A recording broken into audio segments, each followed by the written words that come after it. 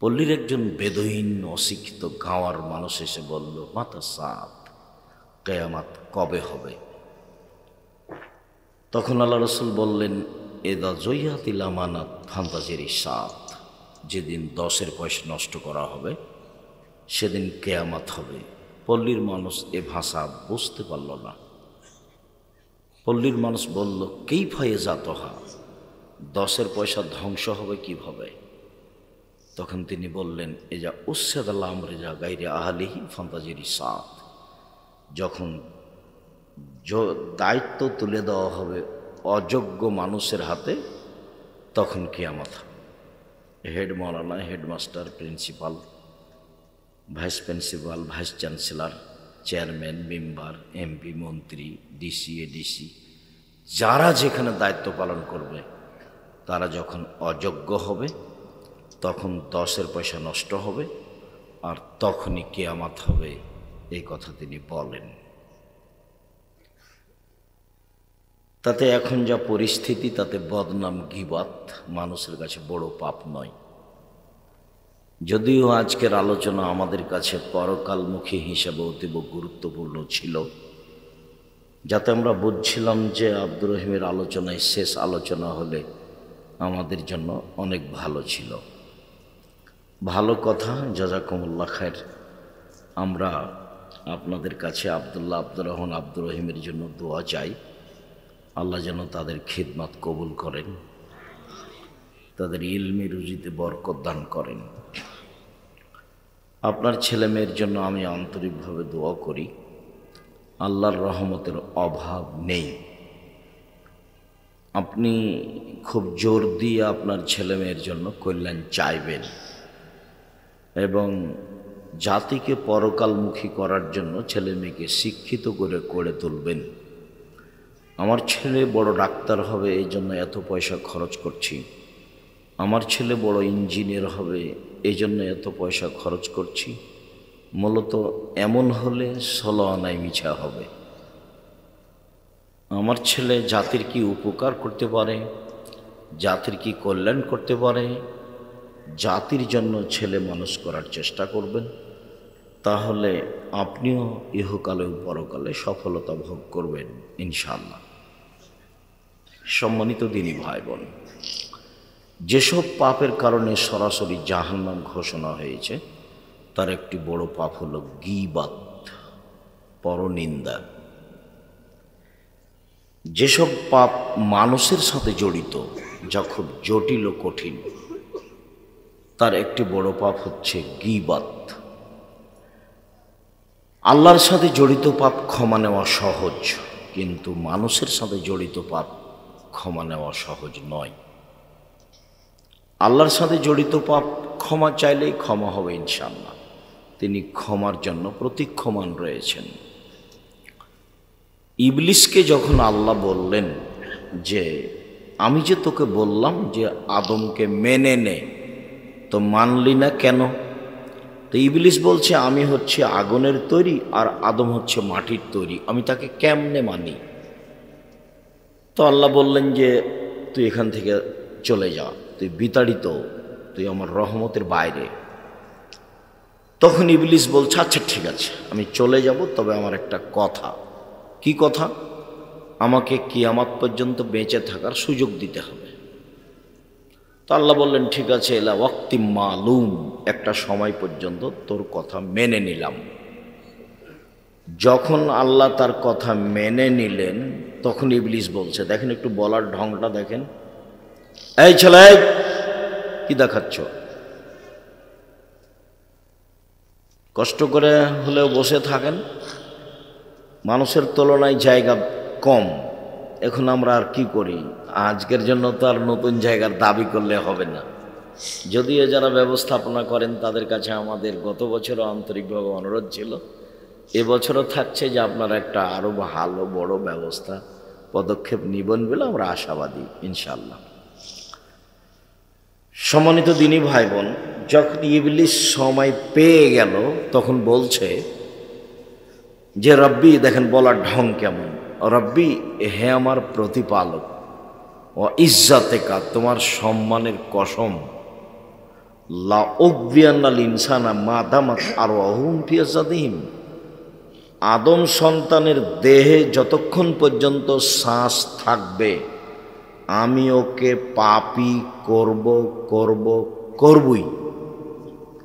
ও কেমনে জান্নাতে যায় তা আমি দেখে ছেড়ে দেব।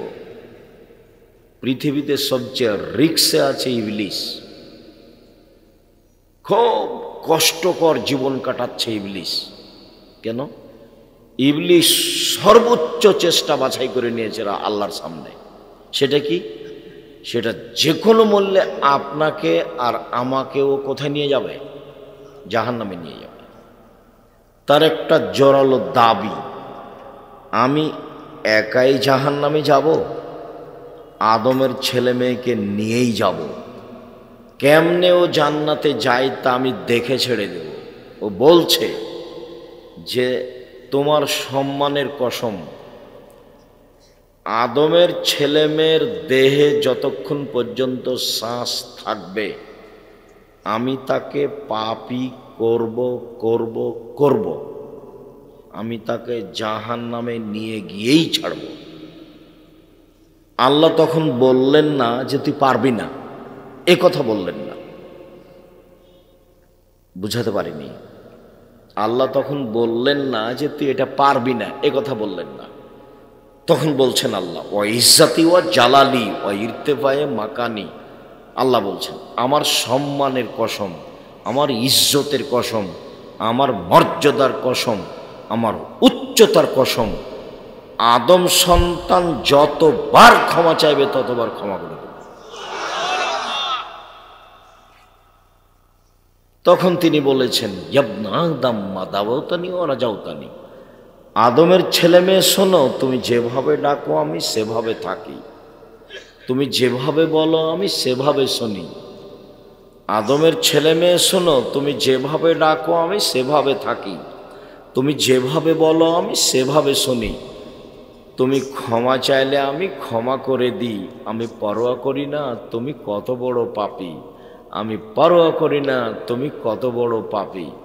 আদমের ছেলে মেয়ে শোনো, লাউ বালাকাত জুনুবুকা আনানা সামায়ে, তোমার পাপ বেশি হতে হতে যদি আকাশে লেগে যায়, পাপ আর পাপ, এরপরেও যদি তুমি আমার কাছে ক্ষমা চাও আমি তোমাকে ক্ষমা করে দিব, আমি পরোয়া করি না তুমি কত বড় পাপী, আমি পরোয়া করি না তুমি কত বড় পাপী। তুমি ক্ষমা চাইলেই আমি ক্ষমা করে দিব, আমি পরোয়া করি না তুমি কত বড় পাপী। তুমি যেভাবে ডাকো আমি সেভাবে থাকি, তুমি যেভাবে বলো আমি সেভাবে শুনি। এটা দুনিয়ার হিসাব। বিচারের মাঠে আবারও আল্লাহ আসবেন আমাদের সামনে, সারা পৃথিবীর পুরুষ নারীর সামনে আল্লাহ আসবেন, এসে বলবেন, ইবনা আদম, হে আদমের ছেলে মেয়ে শোনো, তুমি যে পরিমাণ পাপ নিয়ে এসেছো আমি সেই পরিমাণ ক্ষমা নিয়ে এসেছি। তোমার যে পরিমাণ পাপ আমার সেই পরিমাণ ক্ষমা, তোমার যে পরিমাণ পাপ আমার সেই পরিমাণ ক্ষমা। তোমার পাপ যত আমার ক্ষমা তত, তোমার পাপ যত আমার ক্ষমা তত। আমি তোমার সব পাপ ক্ষমা করে দিব, তবে শিরক, শিরক নিয়ে যারা বিচারের মাঠে উপস্থিত হবে তারা আমাকে অপমান করেছে, আমি তাদের ক্ষমা করব না। শিরক নিয়ে যারা বিচারের মাঠে উপস্থিত হবে আমি তাদের ক্ষমা করব না, এই জন্য যে তারা আমাকে অপমান করেছে। তো আপনার ছেলে মেয়ে সকালে স্কুলে গিয়ে বলছে, ও কালিমা তোমার আকাশ, ও কালিমা তোমার বাতাস। এবার বলেন দেখি, আপনি এসব ছেলে মেয়ে মানুষ করে কি করবেন? ওর জন্ম, ওর ভিত্তি শিরক। মাস্টার বুঝতে পারিনি যে ও কি বলছে। যারা দেশ গড়ে তারাও বুঝে না, তারা এমনি বলছে যে আমরা দেশ গড়ি। এগুলো মুখের কথা মাত্র, অন্তরে কিছু নেই। তুমি প্রতিবাদ করো না, তুমি কিছু বলো না। আমি তো 90 সাল থেকে বলে আসছি,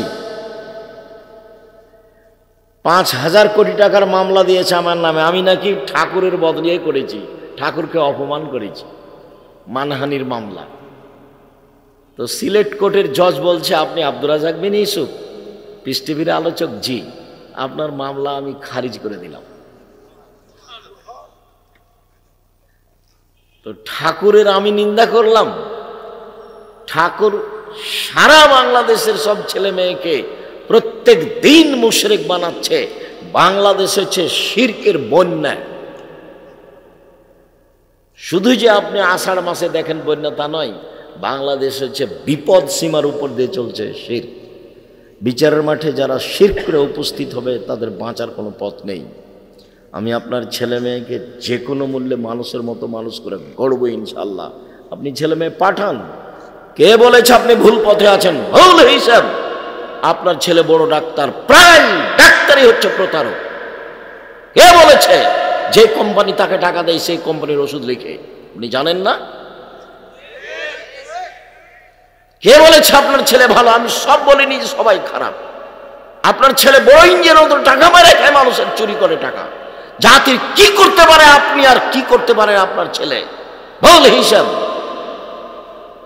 আপনার জীবন পশু প্রাণীর মতো। বুঝেও বুঝে না ওরা, অন্তর আছে বুঝে না, দেখেও দেখে না ওরা, চক্ষু আছে দেখে না, শোনেও শোনে না ওরা, কান আছে শোনে না। উলায়েকা কালা আনাম, তারা পশু প্রাণীর মতো, তারা গরু ছাগলের মতো, তারা কুকুর শ্রীর মতো, বালহমাজাল বরং তার চেয়ে খারাপ। কি হবে এসব জীবন দিয়ে? কি করতে পারেন আপনি জাতির? আপনার ভিত্তি শিরক, আপনার জন্ম শিরক, আপনার পড়াশোনায় শিরক, আপনার জীবন পশু প্রাণীর মতো। আপনার জীবনকে যদি আমি পশু প্রাণীর মতো মনে প্রমাণ করতে না পারি, আমি আব্দুর রাজ্জাক বিন ইউসুফ জাতির সামনে বক্তব্য দিব না। 90 সাল থেকে মাঠে আছে আপনার কল্যাণের জন্য। জাতির যদি রাস্তাঘাট করে দিতে না পারি, জাতির যদি স্কুল কলেজ করে দিতে না পারি, জাতিকে চূড়ান্ত সঠিক ধর্ম দিতে পারবো ইনশাআল্লাহ। ধর্মের ব্যাপারে জাতিকে ফাঁকি দিয়ে পরকাল হারাতে রাজি নই। বলছিলাম বদনাম গীবত মানুষের সাথে জড়িত পাপ। মানুষের সাথে জড়িত পাপ সহজে ক্ষমা হয় না। শিরকের মতো বড় পাপ। এখন বলেন যে আল্লাহ ভুল হয়েছে, মাফ করো, ক্ষমা হয়ে যাবে। পাপের জগতে সবচেয়ে বড় পাপ হলো শিরক। সুদ মহাপাপ, তার ভাষা শোনাই কঠিন। আল্লাহ রসুল বলছেন, মাইয়াকুলু দিরহাম রিবা ওয়া ইয়ালাম আসাদ্দু মিন সিত্তাতি ওয়া সালাসিনা জিনিয়া।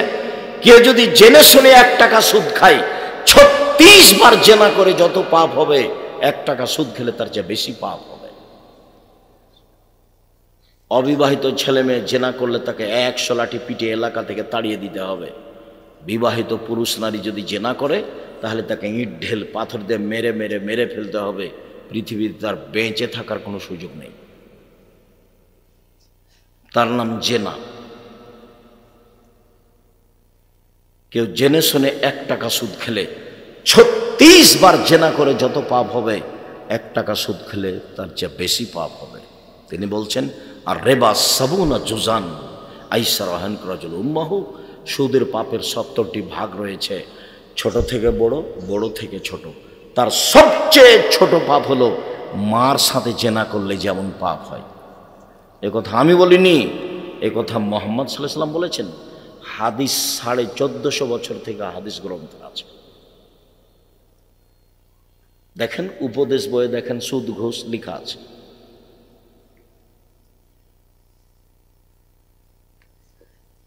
সুদ মহাপাপ, সুদ মহাপাপ, সুদ মহাপাপ। সুদ খেলে মানুষ ভিক্ষুক হবেই। আল্লাহ বলেছেন, ইয়ামহাকুল্লাহুর রিবা, সুদ মানুষের টাকাকে কমিয়ে দেয়। আর আল্লাহ রসুল বলেছেন, ইন্নার রিবা ওয়া ইন কাসরা ফাইন আকিবাতুহু তাসিরু ইলা কাল্লিন।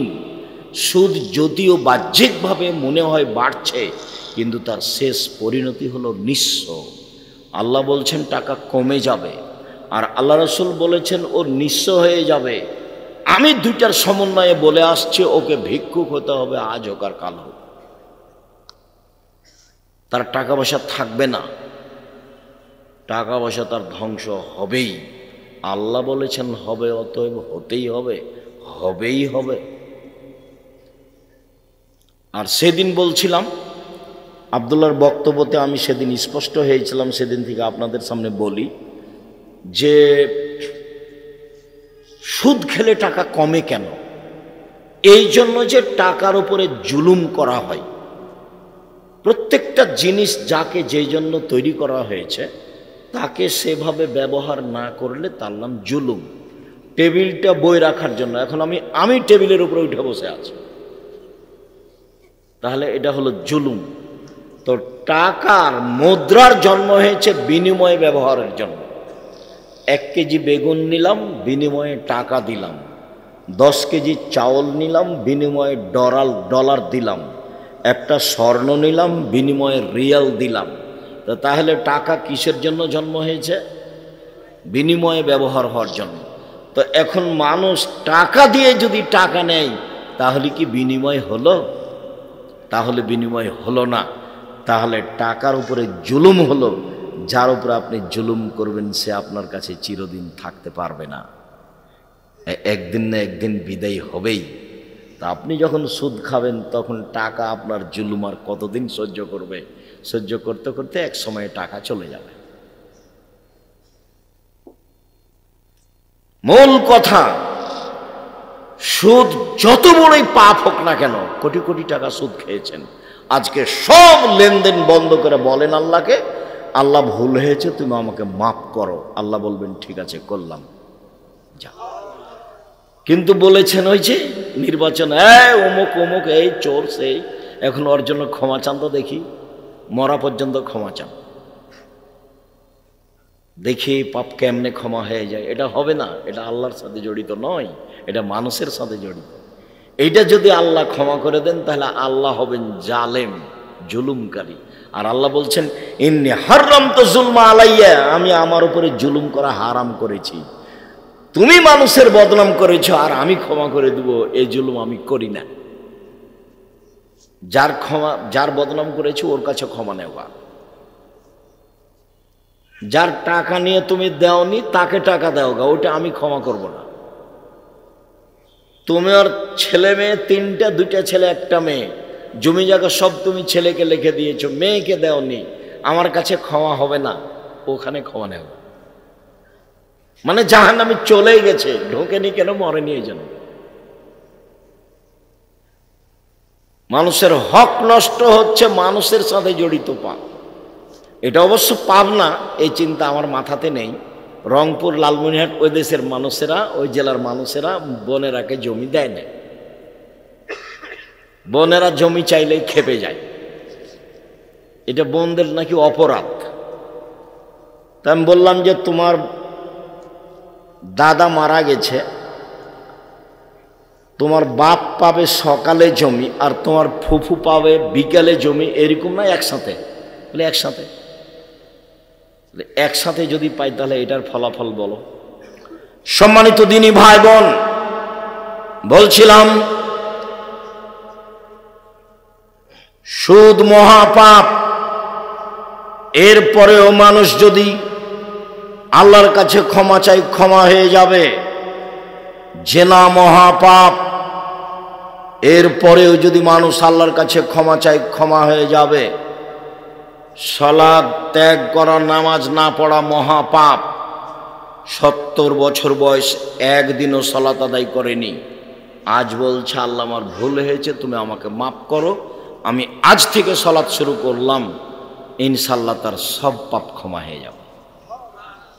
কিন্তু বদনাম করে আল্লাহর কাছে ক্ষমা চাইবে, তখন এই পাপ ক্ষমা হবে না। মানুষের সাথে জড়িত পাপ হলো বদনাম, গীবাত। এক খেলে চেয়ে থাকবেন।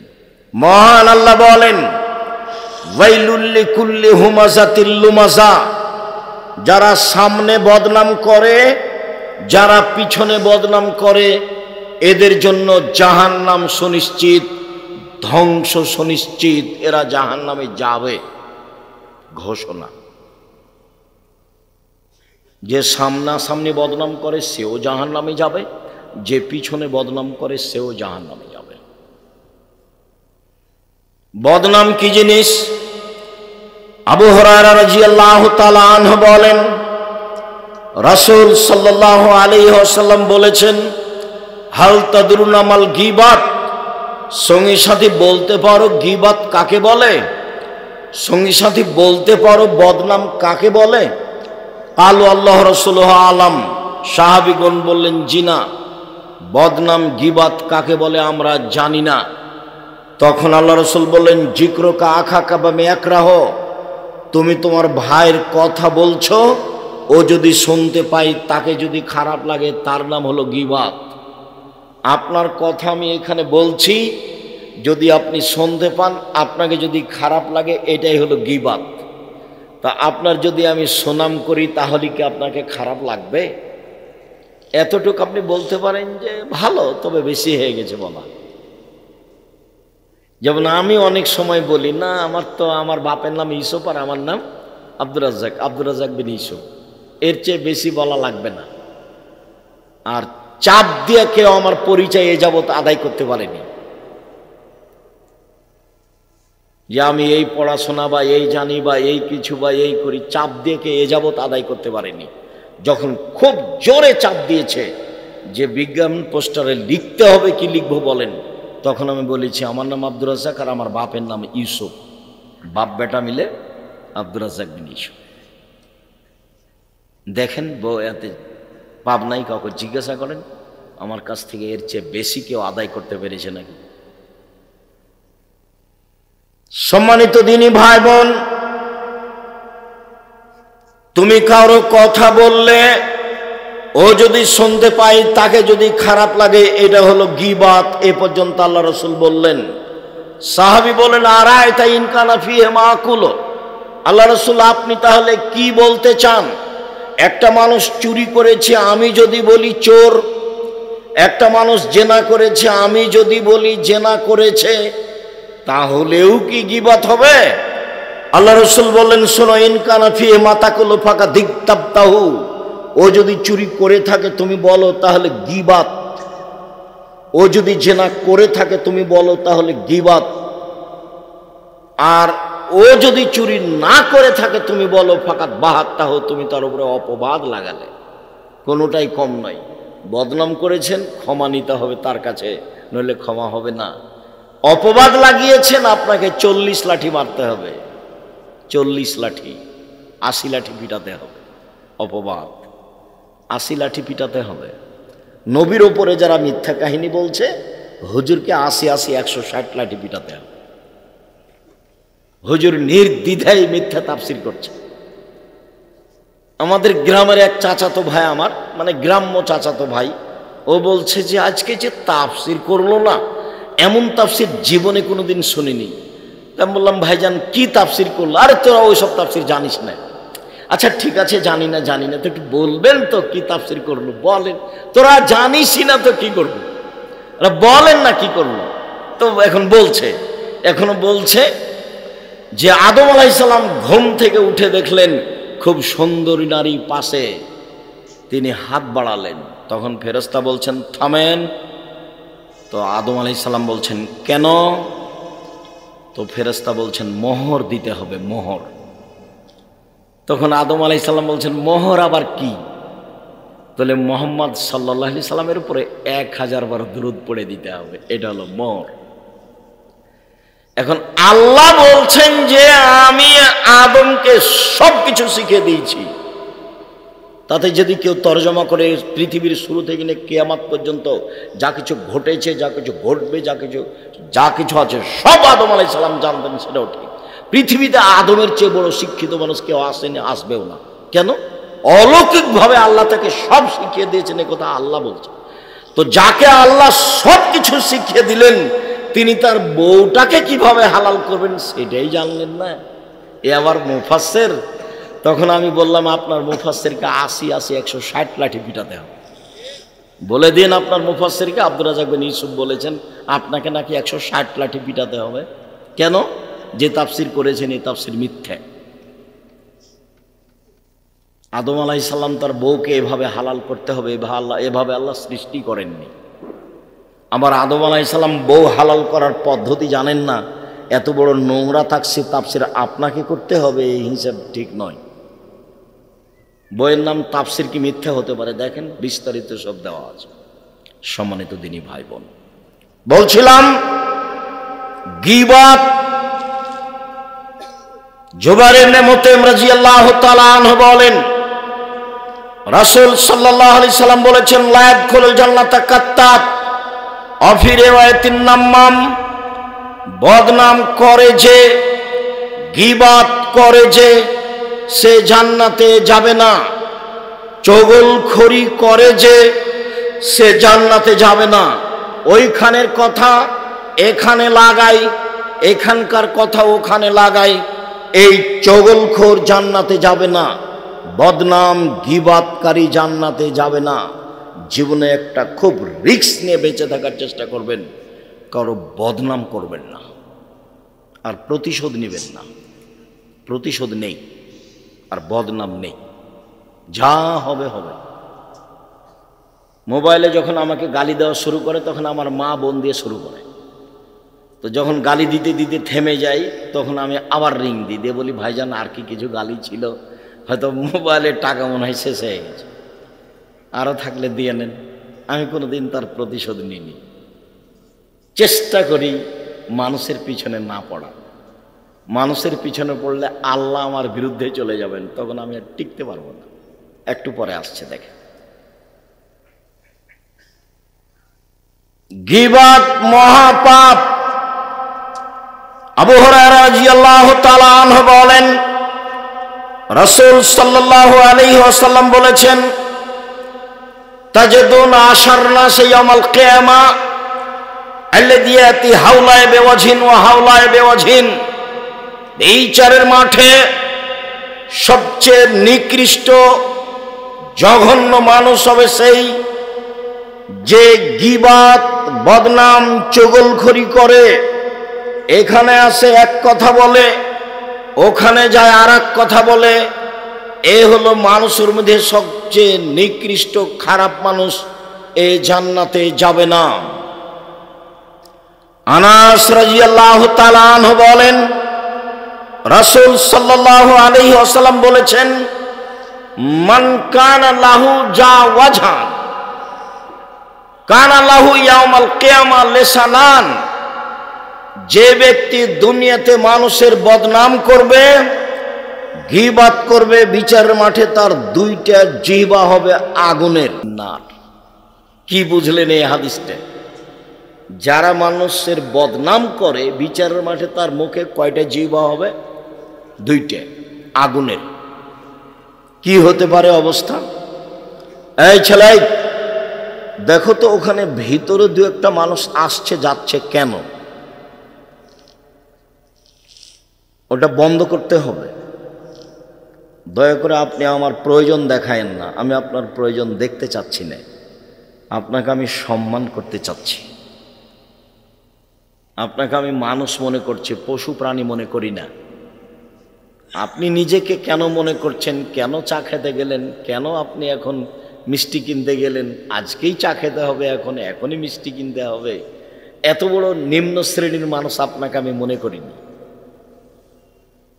এটা পাবনা এবং শহর, বুদ্ধি আছে। এত নিম্ন শ্রেণীর, ইতর শ্রেণীর মানুষ আপনাকে আমি মনে করিনি। আপনাকে আমি হুঁশিয়ার, বুদ্ধিমান মানুষ মনে করি। অতএব রাসূল সাল্লাল্লাহু আলাইহি সাল্লামের কথা, আল্লাহর কথা যতক্ষণ চলছে, নিজেকে আপনি মূল্যায়ন করিয়েন না, এই কথারই দাম দেন, ভালো হবে। মহান আল্লাহ বলেন, ইয়া আইয়ুহাল্লাযীনা আমানু ইজতানিবু কাসীরাম মিনাজ যান। পৃথিবীর মানুষ, তোমরা মানুষের উপরে বেশি বেশি ধারণা করা খারাপ ধারণা থেকে বেঁচে থাকো। ইন্না বাদাদান ইসম, নিশ্চয় কিছু ধারণাতে পাপ হয়। ধারণা করিও না ও এই করেছে মনে হয়, ও এই বলেছে মনে হয়, ধারণায় পাপ হয়। রাসূল সাল্লাল্লাহু আলাইহি সাল্লাম বলেন, ইয়াকুমুজ জান্নাহ ফাইন্না জান্নাহ আকযাবুল হাদিস। পৃথিবীর মানুষ, তোমরা ধারণা থেকে বেঁচে থাকো, ধারণায় সবচেয়ে বড় পাপ। আল্লাহর নবী একবার বলেছেন, আকবারুল কাবায়রা সালাসা, সবচেয়ে বড় পাপ তিনটি। তখন তিনি বলেছেন, আল-ইশরাকু বিল্লাহ, আল্লাহর সাথে শিরক করা সবচেয়ে বড় পাপ। দ্বিতীয় তিনি বলেছেন, উকুকুল ওয়ালিদাইন, পিতামাতার অবাধ্য চলা। তৃতীয় তিনি বলেছেন কাউলু জুরে, মিথ্যা সাক্ষী দাও, শাহাদাতু জুরে, মিথ্যা সাক্ষী দেওয়া পৃথিবীতে তৃতীয় মহাপাপ। পাবনা জেলে বহু মানুষ 20, 25, 30 বছর থেকে আছে, ও নিজেই জানে না আমি কেন জেলে। জজ জানে না ঘটনা কি, উকিল জানে না ঘটনা কি, সাক্ষীও জানে না ঘটনা কি। সাক্ষীকে বলেছে 1 লাখ টাকা দিব তুমি এইভাবে বলিও, তখন সাক্ষী বলছে আমি 2 চোখে দেখেছি মারতে। অথচ ঘটনা সাক্ষীও জানে না, উকিলও জানে না, জজও জানে না। এখন যে জেলে আছে সে বলছে ব্যাপারটা কি আমি বুঝলাম না, আমি কেন জেলে? যেদিন এখানে মারামারি হয় সেদিন তো আমি ছিলাম না। আল্লাহ রাসূল বলছেন শোনো, ইয়াতি আলাইকুম জামানুন, তোমাদের উপরে এমন একটা সময় চলে আসে, লা ইয়াদরিল কাতিল ফিমা কাতালা ওয়াল মাকতুল ফিমা কুতিলা, হত্যাকারী বুঝবে না কেন আমি মারছি, নিহত ব্যক্তি বুঝবে না কেন আমি মরলাম। যে মারবে তার ব্যাপারে বলবে কি ব্যাপারে, এ আমাকে মারছে কেন, একে তো আমি চিনি না। আর যে মারছে সেও জানে না যে একে কেন মারছে। ওকে একজন বলেছে টাকা 50,000 দিব ওকে মেরাই, তখন দেখছে টাকা 50,000 তো পাচ্ছি, মেরে গেছে। ও তো জানে না কেন মারছে, আর যাকে মারছে সেও তো চিনে না যে আমাকে মারছে কেন।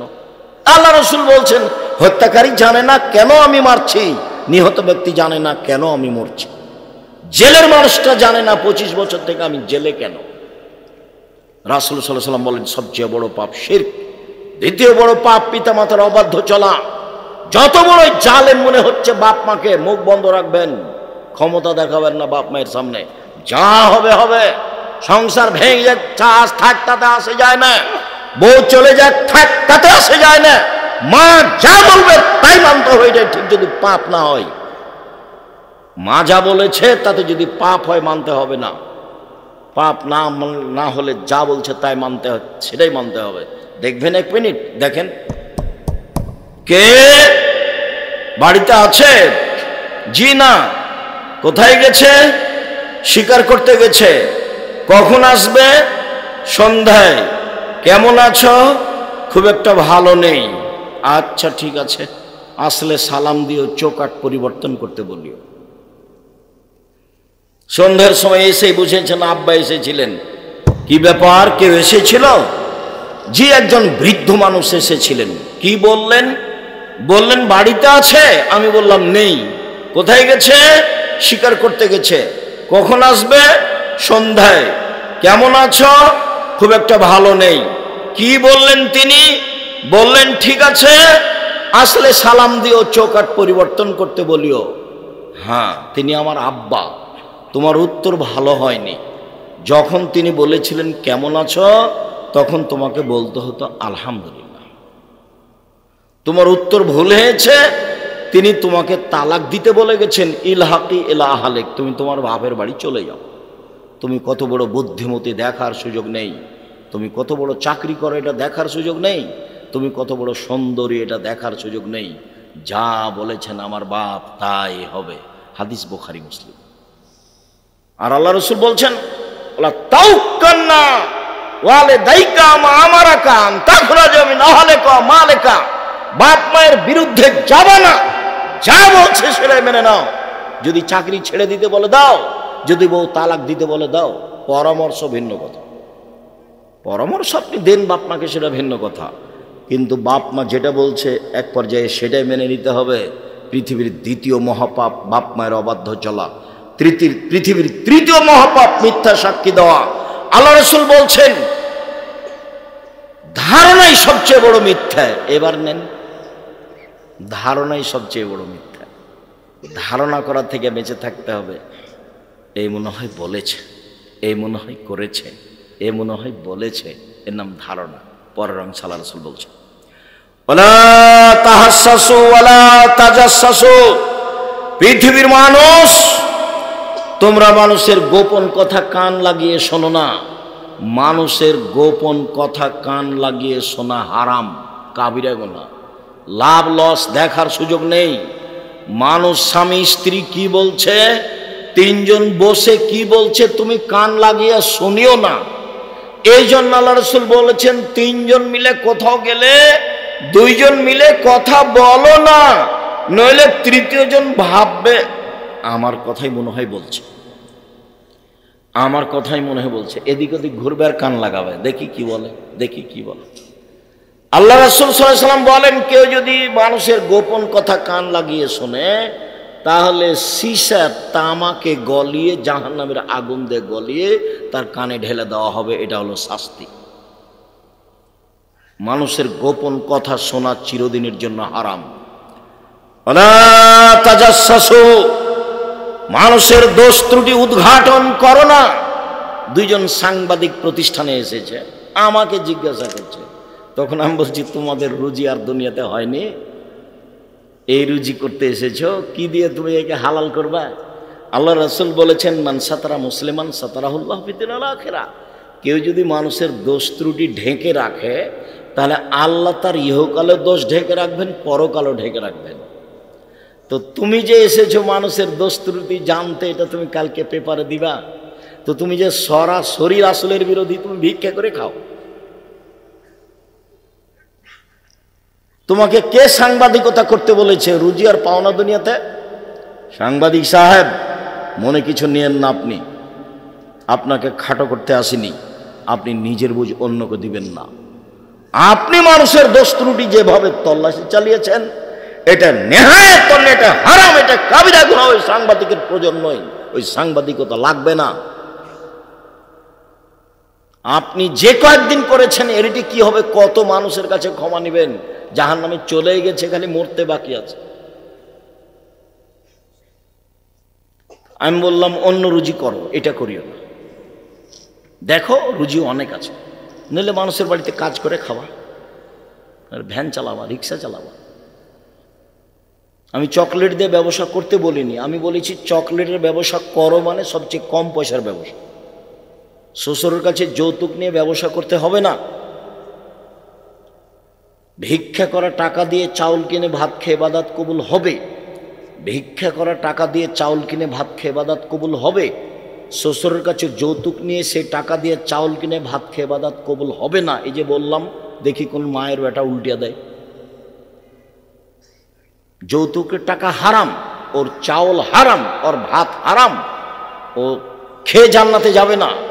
কুল্লু লাহমিন নাবাতা মিনাস সওতি কানাতিন রাউলা বিহি, যে শরীর হারাম উপায়ে বাড়ে তার জন্য জাহান্নাম যথেষ্ট। ব্যাংকের টাকা উঠে আপনাকে ব্যবসা করতে হবে, কে বলেছে? ব্যবসার পথ তিনটা: এক, দিন মজুরি, সন্ধ্যায় টাকা শেষ, ঘুম যাবেন, মরে যাবেন, দুনিয়া শেষ।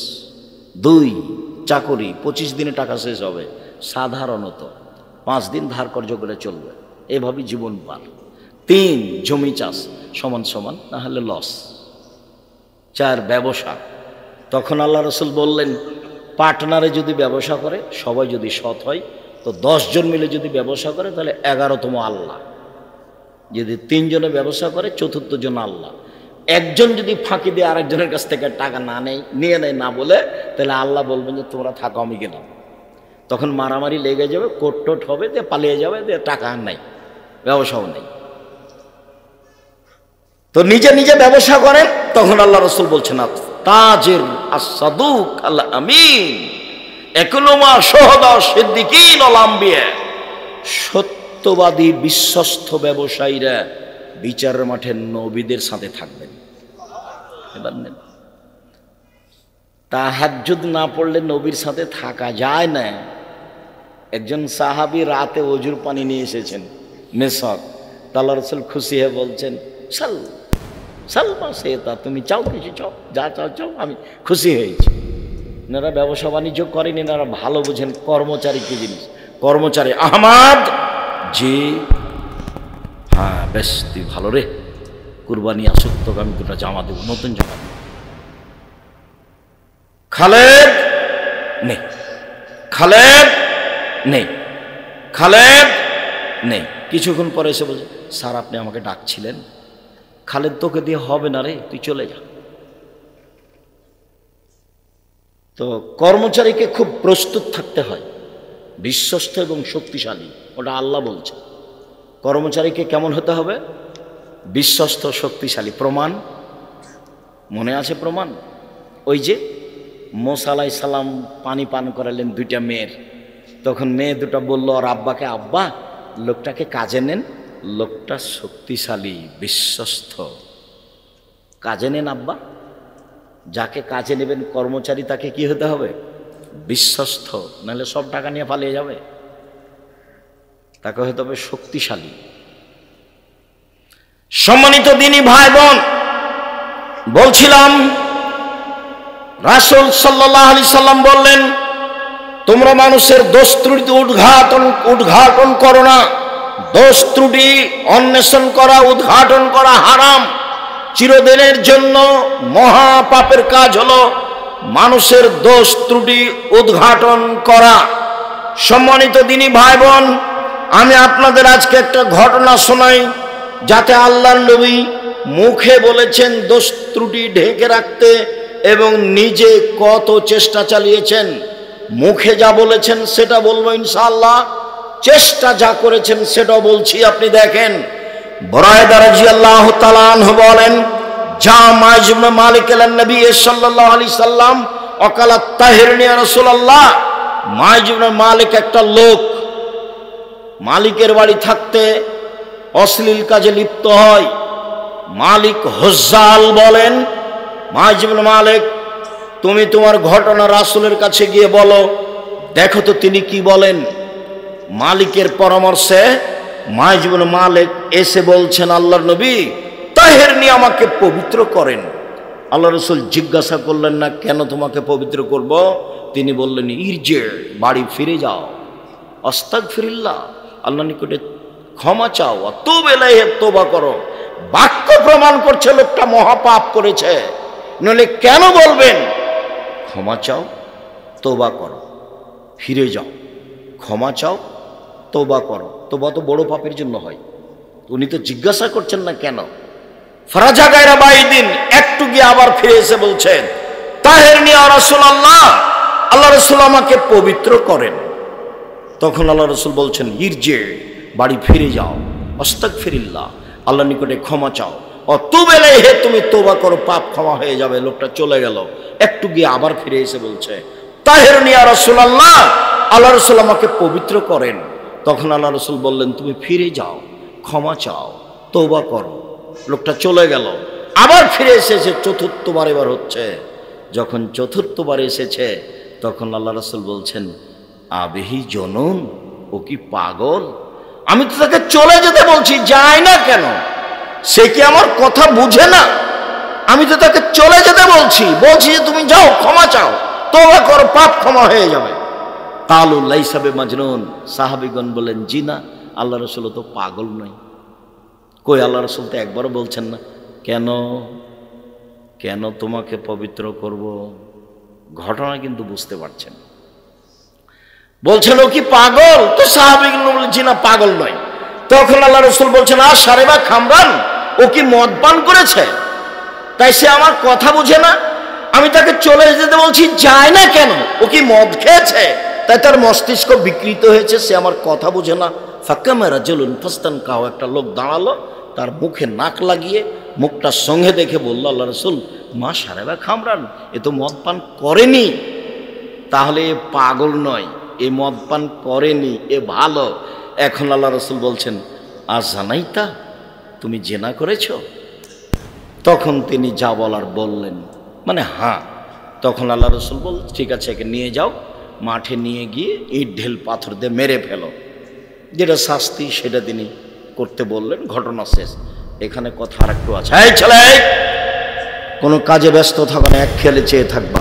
সম্মানিত দিনী ভাই বোন যারা আছেন, দয়া করে কোনো কাজে ব্যস্ত থাকবেন না। কথা শেষ হয়নি। অনেক দিন পরে একদিন রাসূল সাল্লাল্লাহু আলাইহি সাল্লাম রাস্তায় আসছেন, আর এই মাইজ ইবনে মালিকের মালিক হুজ্জাল রাস্তা দিয়ে যাচ্ছেন, মুখামুখি দেখা। কথা বুঝতে না পারলে আবার বলি, যাকে ইট ঢেল পাথর দিয়ে মেরে ফেলা হলো, ইনি সাহাবী, এনার নাম হচ্ছে মাইজ ইবনে মালিক। ইনি একটা বাড়িতে কাজ করতেন, মালিকের নাম হুজ্জাল বা হাজ্জাল। তো এই হুজ্জাল ঘটনাটা জেনে নেয়, তার স্ত্রীর সাথে অথবা তার কাজের মেয়ের সাথে ঘটনাটা ঘটে। তো হুজ্জাল জেনে নিয়ে বলেন যে ইনি খুব ভদ্র মানুষ, মাইজ ইবনে মালিক। তো উনি মালিকও খুব দুর্বল তার উপরে। তখন উনি বললেন, দেখো মাইজ ইবনে মালিক, ঘটনা যখন ঘটেই গেছে তো তুমি একটু রাসূলের কাছে যাও, একটু পরামর্শ নেও। তো এখন রাসূলের কাছে গিয়ে সরাসরি বলছেন, আমাকে পবিত্র করেন। তো আল্লাহ রাসূল তো ঘুরালেন, একবার ঘুরালেন, দুইবার ঘুরালেন, তিনবার ঘুরালেন, চারবার ঘুরালেন, পঞ্চমবারে বললেন যে ও কি পাগল? না। ষষ্ঠবারে বললেন ও কি মদ খেয়েছে? না। তখন আল্লাহ রাসূল বললেন, তুমি অশ্লীল কাজ করেছো? জি। তখন আল্লাহ রাসূল বললেন, ঠিক আছে, তোমরা একে ইট পাথর দিয়ে মেরে ফেলে দাও। তো ইট পাথর দিয়ে মেরে ফেলা হলো, ঘটনা শেষ। অনেকদিন পরে তার মালিক আর রাসূলের মুখামুখি দেখা। তখন আল্লাহ রাসূল বলছেন, ও হুসান, লাউ শাকারতা খাবারা মাইজ ইবনে মালিক লাকুনতা খায়রান কাসীর। তুমি যদি মাইজ ইবনে মালিকের ঘটনাটা ঢেকে রাখতে কত চেষ্টা করেছে, আমি যদি বুঝাতে না পারি তাহলে এটা আমার ব্যর্থতা। তাহলে আপনি দল সংগঠন করে কি করবেন?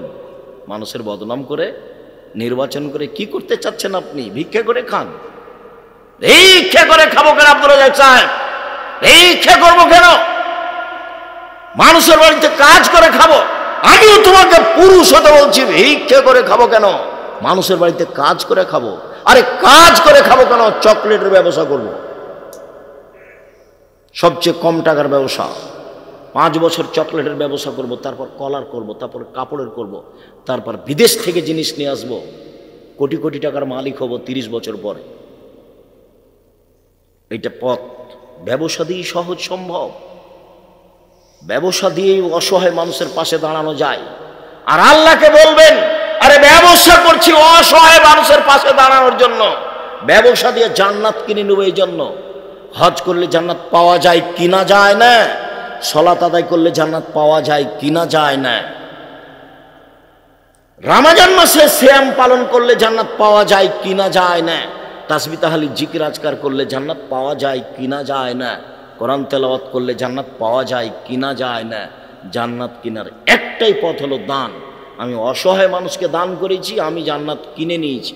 আল্লাহ বলছেন, পৃথিবীর মানুষ, আমি তোমার জান এবং মালের বিনিময়ে জান্নাত বিক্রি করে দিলাম, যাও। তা বলেন আল্লাহ, তাই বলেন নবী। আমি এই জন্য ব্যবসা করি, আমি কোটি টাকার মালিক হয়ে সরকারকে উঠাবার বসাবো, এই জন্য আমি টাকা ইনকাম করিনি। আমার টাকা ব্যবহার হবে অসহায় মানুষের জন্য, এই জন্য ব্যবসা করি। মেয়েকে 350 550 টাকা দিয়ে চকলেট খাওয়াবো, আইসক্রিম খাওয়াবো, এই জন্য নয়। জীবিকা নির্বাহ করব মধ্যম পন্থায়। যেদিন সামান্য টাকার মালিক ছিলাম সেই দিনও খরচ হবে মধ্যম পন্থায়। আজকে বিত্তশালী হয়েছে, আজকেও খরচ হবে মধ্যম পন্থায়। তবে ওই ব্যাখ্যাই ঠিক, হুজুর যে কথাই বলুন। কোন ব্যাখ্যা? আপনি পাবনা শহরে সবচেয়ে বেশি টাকা পয়সাওয়ালা মানুষ, ধনী মানুষ। পাবনা শহরে একটা নদীর মাছ এসেছে যেটা 1,500 টাকা কেজি, 20 কেজি ওজনের মাছ।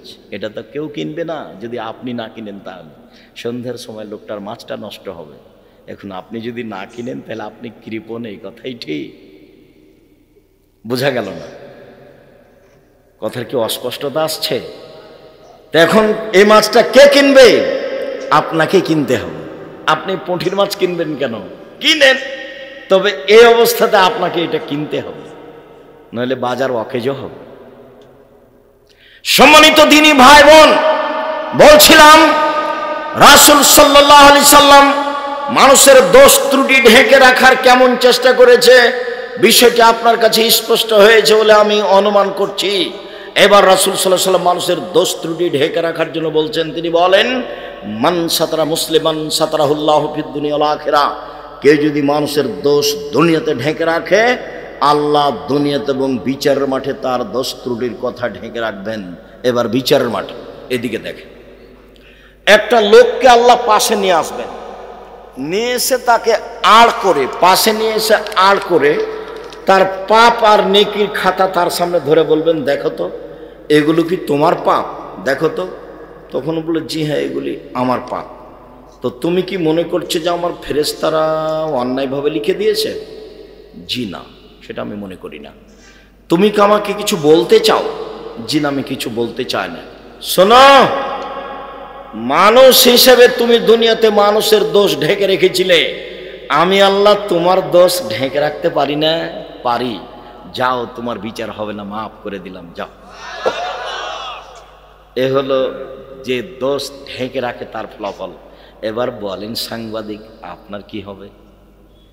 এবার বলো যুবক, তোমার কি হবে? তুমি যে দিন রাত মানুষের বদনাম করে বেড়াচ্ছ, তোমাকে এ কাজ কে দিয়েছে?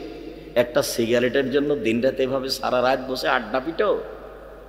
এশার সালাতের পরে কথা বলা হারাম, জরুরি রাষ্ট্রীয় পর্যায়ের কথা ছাড়া, ছেলে মেয়ের পারিবারিক জরুরি কথা ছাড়া এশার সালাতের পরে কোনো কথা হবে না। একরাহুল কালামা বাদালে শায়ে, একরাহুল নাওয়া কাবালালে শায়ে। আল্লাহ রাসূল এশার সালাতের পরে কথা বলা ঘৃণা করতেন। আল্লাহ রাসূল এশার সালাতের পূর্বে ঘুমিয়ে যাওয়া ঘৃণা করতেন। বলো তুমি কোন লজ্জায়? তুমি নাকি মাস্টার ডিগ্রি পাস, এ কথা আমি বলিনি, তোমার বাপে বলছে। তুমি নাকি ইন্টার পাস করেছো, এ কথা আমি বলিনি, তোমার বাপে বলছে। তো তোমার বাপে যে বলছে, তো তুমি কেন রাত 12টা এখানে আড্ডা পিটো? কেন আড্ডা পিটো? এখানে আর একজনের বদনাম করো কেন? তুমি কয় টাকার মালিক? ও তোমাকে কয় টাকা দিয়েছে? বুকে সাহস নিয়ে 5টা 4টা কাজ করিও। 1 5 ওয়াক্ত সালাত, 2 হালাল রুজি, 3 কোরআন তেলাওয়াত, 4 আড্ডা পিটা চিরদিনের জন্য হারাম। জান্নাত হবে ইনশাআল্লাহ, জান্নাত হবে। জান্নাতের পথ সহজ আছে। মহিলাদের জন্য তো একেবারেই সহজ। ওদের জন্য আল্লাহ রাসূল জান্নাতকে একবারে সহজ করে দিয়েছেন। 1 5 ওয়াক্ত সালাত, 2 রমজান মাসের সিয়াম রোজা, 3 স্বামীকে মেনে চলা, তিতা লাগুক আর মিঠা লাগুক। আব্দুর রাজ্জাক সাহেব, এই কথাই তো আপনার সহ্য করতে পারি না। তিতা লাগুক আর মিঠা লাগুক, আপনি এই কথা বলছেন কেন? আমি কি বলতে পারি? আল্লাহ রাসূল বলছেন যে স্বামীকে মেনে চলতে হবে। 4 জেনায় লিপ্ত হলো না, তাহলে তার জন্য জান্নাতের সব দরজা খোলা। জেনা যদি হয়ে গিয়েই থাকে, তাহলে তওবা করো, পৃথিবীর যে কোনো বিপদ থেকে বেঁচে যাওয়া। জেনা যদি বন্ধ ঘোষণা করো, তাহলে বিচারের মাঠে বিশেষ ছায়াতলে থাকতে বাবা, দুশ্চিন্তার কিছু নেই। 4টা, 1 5 ওয়াক্ত সালাত, 2 রমজান মাসের সিয়াম রোজা, 3 স্বামীকে মেনে চলা। আব্দুর রাজ্জাক সাহেব, একটু কথা বলেন। হ্যাঁ বলেন, কি বলবো? আমার স্বামীর মুখ এত খারাপ, এত খারাপ, তার মুখের দিকে আমি তাকাতেই পারি না, তাকে আমাকে এত ঘৃণা লাগে। তো আমি পানি চাই যখন, তখন আমি মেয়েকে বলি যে তোর আব্বাকে পানি দিয়ে, বৌমাকে বলি যে তোমার শ্বশুরকে পানি দিয়ে আসো। কেউ যদি না থাকে আমার কাছে, যদি পানির কথা বলে, তাহলে 1 গ্লাস পানি নিয়ে সামনে এভাবে ফ্যাক্টস করে রেখে আমি চলে যাই। আমি সহ্য করতে পারি না। সহজ পথ, আমার পরামর্শই সুন্দর। যতই তিতা লাগুক আপনি মেনে চলেন, ভালো হবে। ছেলে মেয়ে হয়েছে, সংসার এভাবেই করেন। 2টা কাজ করিয়েন না, প্রতিবাদ করবেন না জীবনে স্বামীর সামনে। হ্যাঁ তুমি এটা বললে কেন? তোমার বোন এটা বললো কেন? তোমার ভাই এটা বললো কেন? বাস, প্রতিবাদ বন্ধ। আর অভিমান করবেন না। অভিমান, এই মেয়ে কথা বলছো কেন? অভিমান করবেন না। আপনি মহিলা মানুষ, অভিমান নেই। অভিমান কি? দিনাজপুরে স্বপ্নপুরীতে কত গেল পাবনার লোকেরা, এখনো তো তুই আমাকে নিয়ে গেলে না। আর আমরা শহরে বসবাস করি। কি যে তুমি আব্দুর রাজ্জাক সাহেবের বক্তব্য শুনলে, একদিন ঈদ বকরাদের নতুন কাপড় কিনলে না, এটা হলো অভিমান। একবার যদি অভিমান করেন, 2 বার যদি অভিমান করেন, সারা রাত খালি শয়তান ঠেলে নিয়ে বেড়াবে। এই অভিমান মানেনি, ওই অভিমান শোনেনি, ওই অভিমান শোনেনি। তোর স্বামী কিছুই শোনে না, তুই তালাক করিস না, সংসার করিস না, সংসার করতে হবে না। এগুলো কে বলে বলেন তো দেখি? শয়তান বলে। সকালবেলা তো তখন এ বলে মহিলা তোমার সংসার করবো না, তুমি তালাক দিয়ে দাও। তোকে তালাক দিয়ে দেবো, এক্ষুনি তালাক দিয়ে দে, আল্লাহ দিব, এক্ষুনি তালাক দে, এক্ষুনি। তোর চাপে বলেছে 1 তালাক, 2 তালাক, 1000 তালাক।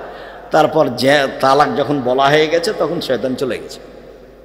ইন্না লিল্লাহি ওয়া ইন্না ইলাইহি রাজিউন। ছেলে মেয়ে যে 3টে, এর নাম শয়তান, এর নাম শয়তান। অভিমান করবেন না। স্বামীকে বলবেন, যা আপনার ভালো লাগে তা আমার ভালো। মোটা কাপড়ে আপনি খুশি তো আমি খুশি, চিকন কাপড়ে আপনি খুশি তো আমি খুশি।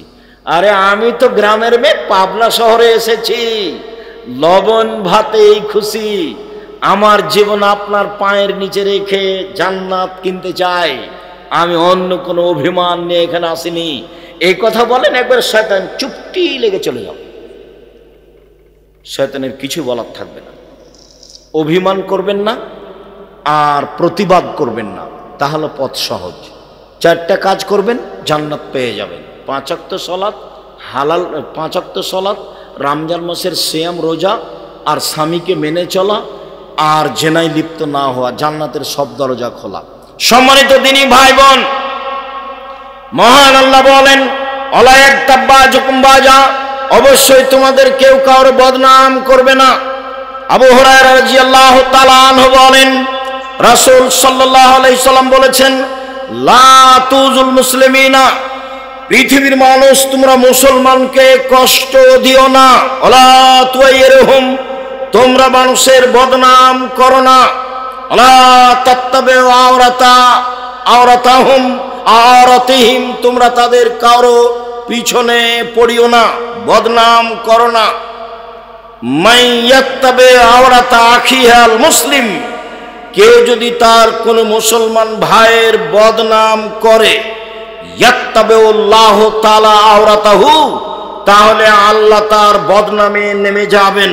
ওমাই ইয়াত্তাবিউল্লাহু তাআলা আওরাতাহু ইয়াফজাউ ওয়ালাউ কানা ফি জাওফির আলিন, আল্লাহ যার পিছনে লেগেছে তাকে আল্লাহ অপমান করেই ছাড়বেন, ও যদি তার বাহনের পেটের মধ্যে ঢুকে যায়। মানে মানুষের বদনাম করার পরে যদি পৃথিবীর যে কোনো জায়গাতে যান না কেন, আপনাকে আল্লাহ অপমান করেই ছাড়বেন। আপনি যদি মানুষের বদনাম করেন, তাহলে আপনার বদনাম কে করবে? আল্লাহ। এই কথাটা আপনাকে মনে রাখতে হবে। আর যদি আল্লাহ আপনার বদনামে লেগে যান, তাহলে আপনার আর বাঁচার পথ নেই। তখন আল্লাহ রাসূল বললেন যে আপনি আপনার বাহনের পেটের মধ্যে যদি ঢুকে যান, পৃথিবীর যে কোনো প্রান্তে যাবেন না কেন, মানুষের বদনাম করার পরে আল্লাহ ওখানে আপনাকে অপমান করেই ছাড়বে। আনাস রাদিয়াল্লাহু তাআলা আনহু বলেন, লাম্মা ওয়ারজা বি, আমার প্রতিপালক যখন আমাকে উপরে নিয়ে গেলেন, জিবরাইলের মাধ্যমে উপরে যাচ্ছি, হঠাৎ দেখি বেশ কিছু লোক, লাহুম আজফারু মিন নুহাস, তাদের হাতে রয়েছে বড় বড় নখ, এরকম লম্বা লম্বা নখ। একফাসুন ওজুহাহুম সুদুরাহুম, নখ দিয়ে মুখমণ্ডলকে খামচিয়ে তুলে ফেলছে গোস্ত, বুকের উপরে খামচা মেরে গোস্ত তুলে ফেলছে, অবস্থা খুব জটিল। আমি বললাম, জিবরাইল মান হাওলা ইয়া জিবরাইল, জিবরাইলেরা কারা? অবাক কথা, নিজের নখ দিয়ে মুখমণ্ডল খামচিয়ে গোস্ত তুলে ফেলছে, নিজের নখ দিয়ে বুকের গোস্ত তুলে ফেলছে, এরা কারা? জিবরাইল বললেন, হাওলায়ে আল্লাযীনা ইয়াকুলুনা লুহমান নাস ওয়া ইয়াকুলুনা লুহমান নাস, যারা মানুষের বদনাম করে, গোস্ত খায়, গীবাত করে, তারাই হচ্ছে এরা। যারা বদনাম গীবাত করে তাদের অবস্থা হবে এই, নখ হবে বড় বড়, আর নিজের নখ দিয়ে মুখমণ্ডল এবং বুকের গোস্তকে তুলে ফেলবে। বিচার যতদিন পর্যন্ত না হচ্ছে ততদিন পর্যন্ত এটা চলতে থাকবে। গীবাত, বদনাম মহাপাপ। সাহল ইবনে সাদ রাদিয়াল্লাহু তাআলা আনহু বলেন, রাসূল সাল্লাল্লাহু আলাইহি সাল্লাম বলেছেন, মাইয়াজমান লি মা বাইনা লাহিয়াহি ওয়া মা বাইনা রিজলিহি আজমাউল জান্নাহ। পৃথিবীর মানুষ শুনে রেখো, যে ব্যক্তি দুইটা জিনিসের জিম্মেদারি নিতে পারবে, আমি মুহাম্মদ সাল্লাল্লাহু আলাইহি সাল্লাম তাকে জান্নাতে নিয়ে যাওয়ার জন্য জিম্মেদারি নিলাম। এক, যে ব্যক্তি মুখে কাউরে বদনাম করবে না, আমি মুহাম্মদ সাল্লাল্লাহু আলাইহি সাল্লাম তাকে জান্নাতে নিয়ে যাব। কিভাবে নিয়ে যেতে হবে সেটা আমার ব্যাপার। দুই, যে ব্যক্তি জেনায় লিপ্ত হবে না, তাকে আমি জান্নাতে নিয়ে যাব। কিভাবে নিয়ে যেতে হবে সেটা আমার ব্যাপার। বুখারী মুসলিমের হাদিস, আল্লাহর নবী বললেন, পৃথিবীর মানুষ শুনে রেখো, যে ব্যক্তি দুইটা জিনিসের জিম্মেদারি নিতে পারবে, আমি তার জন্য জান্নাতের জিম্মেদারি নিলাম। এক, মুখ দিয়ে মানুষের বদনাম করবে না, আমি তাকে জান্নাতে নিয়ে যাওয়ার জিম্মেদারি নিলাম। 2, জেনায় লিপ্ত হবে না, আমি তাকে জান্নাতে নিয়ে যাওয়ার জিম্মেদারি নিলাম। আবু হুরায়রা রাদিয়াল্লাহু তাআলা আনহু বলেন, রাসূল সাল্লাল্লাহু আলাইহি সাল্লামকে জিজ্ঞাসা করা হলো, আন আকসারে আইয়ুদখিলান নাসা নারা। আল্লাহর নবী বলেন তো মানুষকে বেশি বেশি জাহান্নামে দেয় কি? আল্লাহ রাসূল বলেন তো কিভাবে মানুষ বেশি বেশি জাহান্নামে যায়? তখন আল্লাহ রাসূল বলেন, আল ফারজ অল ফাম, মুখের মাধ্যমে মানুষ বেশি বেশি জাহান্নামে যাবে, আর জেনার মাধ্যমে মানুষ বেশি বেশি জাহান্নামে যাবে। জাহান্নামে যাওয়ার এই দুটা পথ, একটা হলো মুখ বদনাম গীবাত, আর একটা হলো জেনা। আবু হুরায়রা রাদিয়াল্লাহু উবাদা বিন সামিত রাদিয়াল্লাহু তাআলা আনহু বলেন, রাসূল সাল্লাল্লাহু আলাইহি ওয়াসাল্লাম বলেছেন, পৃথিবীর মানুষ ইজমানুল সিত্তান মিন আনফুসিকুম আজমলাকুম জান্নাহ, তোমরা 6টা জিনিস মেনে নেওয়ার জিম্মেদারি নাও। পৃথিবীর মানুষ, তোমরা 6টা জিনিস করার জিম্মেদারি নাও। আমি মুহাম্মদ সাল্লাল্লাহু আলাইহি ওয়াসাল্লাম তোমাকে জান্নাতে নিয়ে যাওয়ার জন্য জিম্মেদারি নিলাম। 1, উসদুকু ইযা হাদাসতুম, কথা বললে সত্য কথা বলো। এখন মিথ্যা বললে ও হলো বুদ্ধিমান, মিথ্যা বললে ও হলো বুদ্ধিমান না। বুদ্ধিমান শব্দ সবার উপরে ব্যবহার হবে না। ও হলো ধূর্ত, ও হলো চালাক, ও হলো বদ, ও হলো শয়তান। ও মিথ্যা বলে পার হয়ে গেছে, ও ভালো নয়, ও বুদ্ধিমান নয়। 1, কথা বললে সত্য বলো। কিভাবে জান্নাতে নিয়ে যেতে হয় সেটা আমি দেখব। 2, অফেজাওয়াতুম, মানুষের সাথে ওয়াদা করলে পূর্ণ করো, ওয়াদা খেলাপ করো না। মুনাফিকের লক্ষণ হচ্ছে ওয়াদা খেলাপ করা। ওয়াদা করলে পূর্ণ করো, জান্নাতে নিয়ে যাওয়ার জন্য জিম্মেদারি আমি নিলাম। আদু ইজাউতুমিনতুম, আমানত রাখা হলে সময় তা দিয়ে দাও। বিপদে পড়েছে মসজিদের সভাপতি, বিপদে পড়েছেন মাদ্রাসার সভাপতি, বিপদে পড়েছেন হেড মাওলানা, হেডমাস্টার, প্রিন্সিপাল, ভাইস চ্যান্সেলর, বিপদে পড়েছেন জেল সুপার, বিপদে পড়েছেন চেয়ারম্যান, মেম্বার, এমপি, মন্ত্রী। তারা বুঝতে পারেনি 10-এর পয়সা কত ভয়াবহ পয়সা। একটু টান দেন।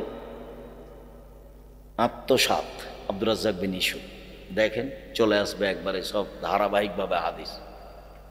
আত্মসাৎ, আব্দুর রাজ্জাক বিন ইউসুফ।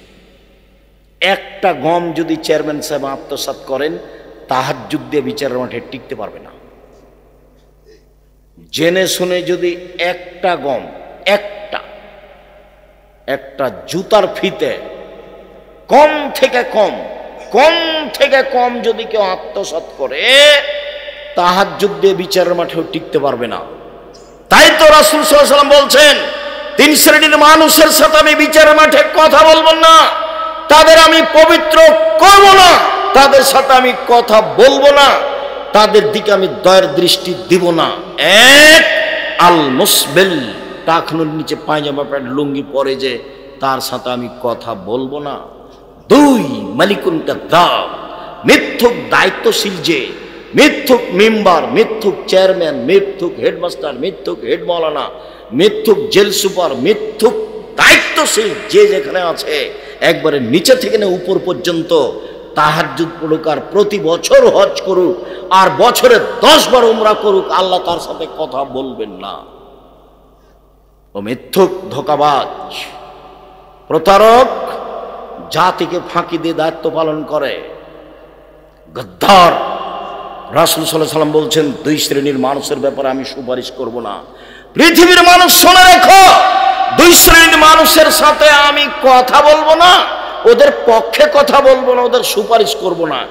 1, ইমামুন জালুমুন গাসম, স্বৈরাচারী, স্বেচ্ছাচারী, বদমেজাজি, স্বৈরাচারী, স্বেচ্ছাচারী, বদমেজাজি, আত্মসাৎকারী, জালেম বাদশার সাথে আমি কথা বলবো না, জালেম শাসকের সাথে কথা বলবো না। এই ছেলে, জুলুমের বয়স তোমাদের বাংলাদেশে 45 মিনিট, আর এর চেয়ে বড় যে সে হলো 2-3 মিনিট ফেরাউন, তার চেয়ে বড় যে আদ সামুদ, মিনিট টিনিট নাই, বাস নেই। এক বিদ্যুৎ তারপর আর নেই, মানে মিনিট নাই, সেকেন্ড নাই, আস্তে আস্তে নেই। ওরা হলো সবচেয়ে বড় জালেম। জুলুম করে কেউ বিচারের মাঠে টিকতে পারবে না। তো আর তুমি যদি নিরুপায় দেখতে চাও তাহলে দেখো না খুলনার অঘোষিত সম্রাট এরশাদ শিকদার। নিরুপায় কাকে বলে? নিরুপায় নেমে আসলে রক্ষা হয় না। রাতে রাতে দেশ দখল করতে পারেন প্রেসিডেন্ট সাদ্দাম। নিরুপায়, নিরুপায় নেমে আসে মানুষের জীবনে। শোনো, খবরদার মাঠে যায় না, 5 ওয়াক্ত সালাত আদায় করো, হালাল রুজি উপার্জন করো, নিম্নেরটা করো, কাজ করো। আমি ভিক্ষা করতে বলিনি, কোনো দিন বলি না। ওইটা নিচে নামতে নামতে নামতে তোমাকে আর তোমার বাপকে অপমান করার জন্য বলেছি। আব্দুর রাজ্জাক সাহেব অপমান করেন কেন? তো তোমার বাপ জেনে শুনে যৌতুক নিল কেন? কেন নিবে? তুমি কি এমন পড়া শিখেছ? কেন তুমি শ্বশুরের দাও মোটর সাইকেলে চড়ো? তোমার শরম হয় না কেন? বেটা নিজে কাজ করে দে, মোটর সাইকেল কিনো। শ্বশুরের কাছ থেকে মোটর সাইকেল নিতে হবে কেন? আগামীকাল সন্ধ্যা হতে হতে মোটর সাইকেল ফেরত দিবা, তোমার বাপকে বলবা বাপ বেটা ভিক্ষা করে খাবো, তখন বলেছি ভিক্ষা করার কথা। তাছাড়া আমি ভিক্ষা করার কথা বলিনি, বলেছি কাজ করে খেতে হবে। শেষে বলেছি সবচেয়ে উত্তম পথ উপার্জনের কি? ব্যবসা। কম থেকে কম, বেশি থেকে বেশি, তাহলে জাতির উপকার করা যাবে, অসহায় মানুষের উপকার করা যাবে, এতিমের পাশে দাঁড়ানো যাবে। জামিয়া সালাফে 519 জনের বেশি এতিম অসহায় মানুষ আছে। এদেশের সর্ববৃহৎ প্রতিষ্ঠান জামিয়া সালাফিয়া, যেখানে প্রায় 5000 ছেলে মেয়ে পড়াশোনা করে, 300 জন শিক্ষক শিক্ষিকা অবস্থান করেন, বেতন লাগে প্রতি মাসে 40 লক্ষ। কেন আপনি দেখতে যান না? আমার বুঝে আসে না। গেলেই টাকা দিতে হবে এই কথা আমি বলিনি। আমি বলেছি আপনাদের প্রতিষ্ঠান দেখতে যাবেন, শূন্যের উপরে আছে, যার নিচে কিছু নেই, হলো কচুর পাতার পানি। আমি কোনো ব্যবসা করি না যা দিয়ে জামিয়া সালাফিয়া চালাই, আর আমি ধনী মানুষের ছেলে নই যা দিয়ে আমার বাপের জমিতে জামিয়া সালাফিয়া চালাই। আপনাকে আমি দেখার দাওয়াত দিয়েছি। কেন? দেখতে গেলে আপনার একটা অন্তত দোয়া আসবে, আল্লাহ তুমি এটা কবুল করো। এটা আমার অনেক। যদি আল্লাহর কাছে কবুল হয়ে যায় তাহলে আর কোনো সমস্যা নেই, আর যদি কবুল না হয় তাহলে যতই হিজ্জা হিজি করি না কেন হবে না। সম্মানিত দিনী ভাই বোন, রাসূল সাল্লাল্লাহু আলাইহি সাল্লাম বলেন ওয়াহফাজু ফুরুজাকুম, জেনায় লিপ্ত হয়ে না, জান্নাতে নিয়ে যাব।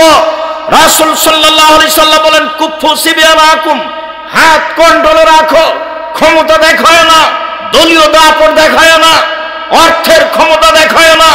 ক্ষমতা দেখালে তোমাকে বিলীন হয়ে যেতে হবে। হাত নিচু করো, জান্নাতে আমি নিয়ে যাব। চক্ষু নিচু করো, জান্নাতে আমি নিয়ে যাব। রাসূল সাল্লাল্লাহু আলাইহি সাল্লাম বললেন পৃথিবীর মানুষ শুনে রেখো, 3 শ্রেণীর মানুষ জান্নাতে যাবে, ওরা জাহান্নামে যাবে না। 3 শ্রেণীর মানুষ জান্নাতে যাবে। 1, বাকাত মিন খাশিয়াতিল্লাহ, আল্লাহর ভয়ে কাঁদে যে সে জান্নাতে যাবে। আল্লাহর ভয়ে কাঁদে যে সে জান্নাতে যাবে। রাসূল সাল্লাল্লাহু আলাইহি সাল্লাম বলেন গাভীর বাঁট ওলান, আপনারা বুঝেন, গাভীর বাঁট বান ওলান থেকে চাপ দিয়ে দুধ বের করে ভিতরে ঢোকানো যায় না, যেমন এইটা যেমন অসম্ভব, আল্লাহর ভয়ে কাঁদে যে তার জাহান্নামে যাওয়া তেমনি অসম্ভব। আমি নিজে কথা বলিনি, এ কথা মুহাম্মদ সাল্লাল্লাহু আলাইহি সাল্লাম বলেন। অতএব সময় করে কেঁদে সব কথা আল্লাহকে বলতে হবে, তাহলে আল্লাহ সহজে শুনবেন। পৃথিবীর মানুষ আল্লাহ রাস্তায় পাহারা দেয় যে, মাদ্রাসা লাইনে পড়াশোনা করে যে, সে জাহান্নামে যাবে না, জাহান্নাম দেখবে না। 3, বেগানা নারীকে দেখে চক্ষু নিচু করে যে সে জান্নাতে যাবে, জাহান্নামে যাবে না। অপর নারীকে দেখে চক্ষু নিচু করে যে সে জান্নাতে যাবে, জাহান্নামে যাবে না। বাজার পূর্ণ হয়েছে আপনার স্ত্রী দিয়ে, আপনার বোন দিয়ে, ও বাজারে যাবে কেন? ফ্যাশন বোরকা পরে বাজারে যায় কেন? আপনি কি মরে গেছেন? আপনার স্ত্রীর ভাই কি মরে গেছে? তার স্বামী কি মরে গেছে? তার দেবর কি মরে গেছে? তার ভাসুর কি মরে গেছে? তার বোনের ছেলে মরে গেছে? তার ভাইয়ের ছেলে মরে গেছে? দেশে কেউ নাই? শরম করে না? বেশরমা মহিলা ভ্যানে টিপে ঘাটে করে বাজারে চলে যায়। কি বুঝাতে চেয়েছো তুমি আমাকে?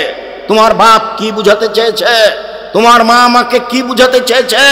ভুল হিসাব। তুমি কি দেশ মেরে খেয়েছ? তুমি কেন বাজারে গেলে? তোমার তো বুদ্ধি অর্ধেক। আমি বলিনি, মুহাম্মদ সাল্লাল্লাহু আলাইহি ওয়াসাল্লাম বলেছেন তোমার বুদ্ধি অর্ধেক। তুমি কি করতে বাজার করতে পারো?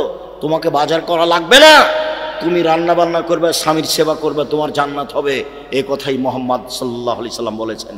তিনি বলেছেন 5 ওয়াক্ত সালাত আদায় করবে, রমজান মাসে রোজা থাকবে, স্বামীকে মেনে চলবে, জেনায় লিপ্ত হবে না, জান্নাতের সব দরজা খোলা। তুমি বাজারে গেলে কেন? কে তোমাকে বাজার যেতে বলেছে? কে বলেছে? যে বলেছে সে কাপুরুষ।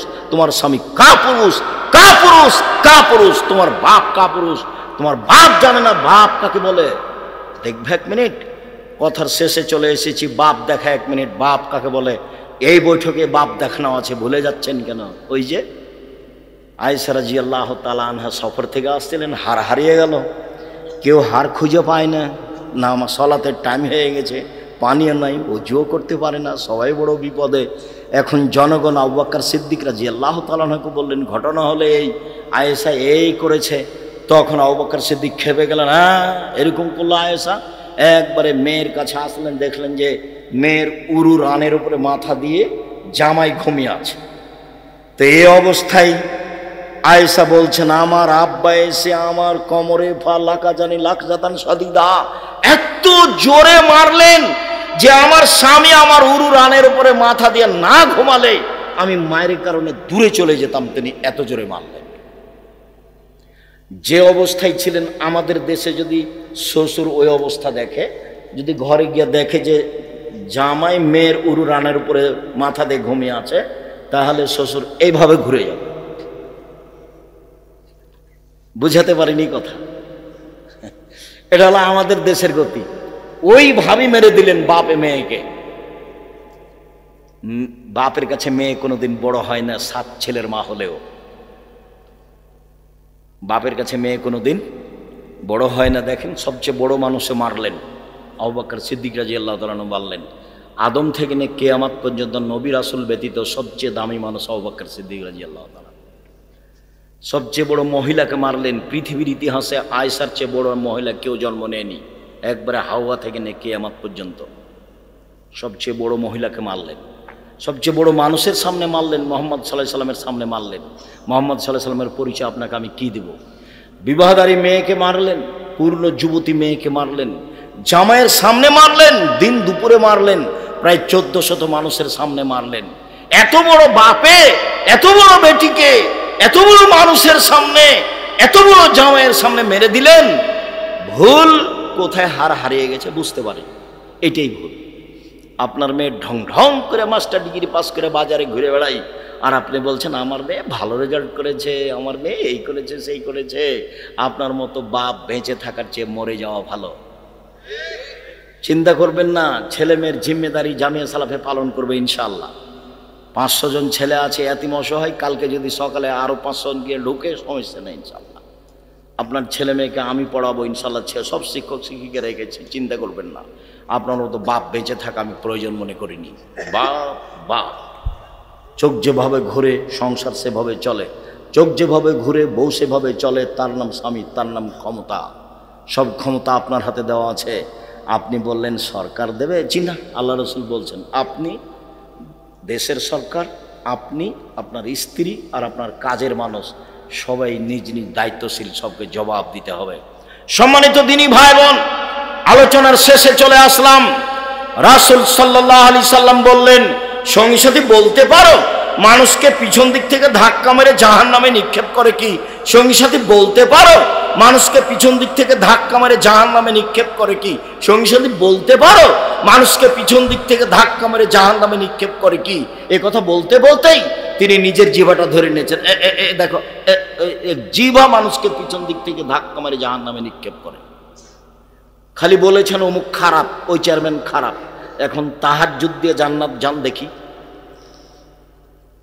যারা সামনে আছেন অনুরোধ জানাচ্ছি, আপনারা আমার দিনী ভাই বোন, যারা অনলাইনে আছেন পৃথিবীর যে কোনো প্রান্ত থেকে আমি আপনাদের অনুরোধ জানাচ্ছি, যারা মিডিয়াতে সময়ের গতিতে অবগত হবেন তাদের আমি আব্দুর রাজ্জাক বিন ইউসুফ, আপনার কাছের মানুষে আমি অনুরোধ জানাচ্ছি, জিন্দেগিতে কখনো আর কোনোদিন বদনাম করবেন না ইনশাআল্লাহ। কারো পিছে পড়বেন না, আপনার যা ক্ষতি হচ্ছে হোক। আল্লাহুম্মা লা মানিআ লিমা আতাইতা ওয়া লা মুতিআ লিমা মানাতা। তিনি যা দিবেন কেউ ঠেকাতে পারে না, তিনি যা দিবেন না তা কেউ দিতে পারে না। হাদিস বুখারী মুসলিম। তিনি যা দিবেন তা কেউ ঠেকাতে পারে না, আর তিনি যেটা দিবেন না কেউ নিতে পারে না। যদি এইরকমই হতো, মানুষের কৌশলে চলতো, তাহলে জামিয়া সালাফে একদিন চলতো না। যে মোবাইলটা আমার কাছে থাকে ওটা বাটন মোবাইল। আপনি তো বলেন আমাকে আব্দুর রহিমের নামটা সেভ করে রাখবেন, দুঃখিত আমি সেভ করতে পারি না। খালি অন হলে কি করতে পারি, রিং বাজলে আমি অন করতে পারি, রিং বাজলে আমি খালি অন করতে পারি। এরকম একটা বাটন মোবাইল দিয়ে জামিয়া সালাফে চলে, যেখানে লক্ষ লক্ষ কোটি কোটি টাকার ব্যাপার। আর আপনার হাতে বড় মোবাইল কেন? জবাব আমি দিব, আপনার বাপ মা দিবে। আপনি প্রস্তুতি নেন, এই কাজ বন্ধ করেন। চিরদিনের জন্য বদনাম গীবত বাড়ি থেকে বিদায় করে দেন, আপনার পাশ থেকে বিদায় করে দেন। বাড়িতে গিয়ে আহাল পরিবারকে নিয়ে বৈঠক দেখেছি, নিজে চোখে দেখেছি গরু জবাই করতে। প্রতিপক্ষ যখন বিপদে পড়েছে তখন উনি খুশিতে কি করছেন? গরু জবাই করছেন। গরু জবাই করাটা আমি নিজে দেখেছি। আর ঢেঁকি কেটে ভাগ করে নিয়েছে, এটা আমাদের গ্রামে ভাই ভাই। ওটা আমার চোখের দেখা। যখন আমরা পড়াশোনা করি না, ঝগড়া লাগলে দৌড়িয়ে যাই, তো দৌড়িয়ে গেছি ওখানে, এমন ঝগড়া ভাই ভাই দিয়ে ঢেঁকিটা কেটে ভাগ করছে। তারপর যেই থাকবে না ও বলছে থামরে, আমি তো এখান থেকে চলে যাব, এমন লোকের কাছে জমি দিয়ে যাব আমার ভাগ যে তোকে গুতাতে পারে, এভাবে বলছে। আমার দিনের মতো মনে আছে। এগুলো কিছু করিয়েন না। যুবকরা শোনো, কথা শেষ করছি। 5 ওয়াক্ত সালাত, হালাল রুজি, চিন্তা করো, পথ আল্লাহ করবেন ইনশাআল্লাহ। কোরআন তেলাওয়াত, অন্তত সূরা ইখলাস 3 বার পড়বা, আল্লাহকেও বলবা যে এই যে কোরআন মাজিদ পড়লাম। 4 আড্ডা পিঠা হারাম। আড্ডা পিঠা 2 ধরনের, একটা মোবাইল নিয়ে আর একটা দোকানে। দোকানে বসা চিরদিনের জন্য হারাম। পদ্ধতি বলে দিয়েছে। আসসালামু আলাইকুম আহমদ, তোমার দোকানে লবণ আছে? জি আছে। আর কাঁচামরিচ আছে? জি আছে। 200 কাঁচামরিচ দাও তো বাবা, 1 কেজি লবণ দাও। টাকা দেওয়া হয়ে গেছে। জি আসসালামু আলাইকুম। এইটুকু আপনার সময়, এর চেয়ে বেশি আপনি দোকানে থাকবেন না। ওবাকে বলা হলো, আল্লাহ রসুলকে বলা হলো বাঁচার পথ কি? তখন আল্লাহ রসুল বললেন পাপের জন্য কাঁদো, বাঁচার পথ পেয়ে যাবা। 2, প্রশস্ত করো বাড়িকে, জরুরি প্রয়োজন ছাড়া বাড়ির বাইরে যাবা না, জান্নাত পেয়ে যাবা। 3, মুখখান বন্ধ রেখো, মুখটা বন্ধ রেখো, জান্নাত পেয়ে যাবা। মুখটা বন্ধ রেখো, জান্নাত পেয়ে যাবা। মুখটা বন্ধ রেখো, জান্নাত পেয়ে যাবা। মুখ ব্যবহার করিয়েন না। আপনি আমার দিনী ভাই, আপনি আমার দিনী বোন। ভাইয়ের সাথে ঝগড়া থাকলে আগামীকাল সন্ধ্যা হতে হতে ভাইয়ের হাত ধরে ক্ষমা নেবেন। বড় ভাইয়ের কারণে গণ্ডগোল হয়েছে, কথাই ঠিক। আপনি ছোট, আপনি ভালো, এরপরেও আপনি আপনার ভাইয়ের হাত ধরে ক্ষমা নেবেন, এটাই শরীয়ত। কথা বুঝাতে পারিনি। গণ্ডগোল কার কারণে হয়েছে বলেন তো? বড় ভাইয়ের কারণে। গণ্ডগোল কার কারণে হয়েছে? বড় ভাইয়ের কারণে। এখন হাত ধরে ক্ষমা নিবে কে? ছোট ভাই। কথা বোঝা গেছে না?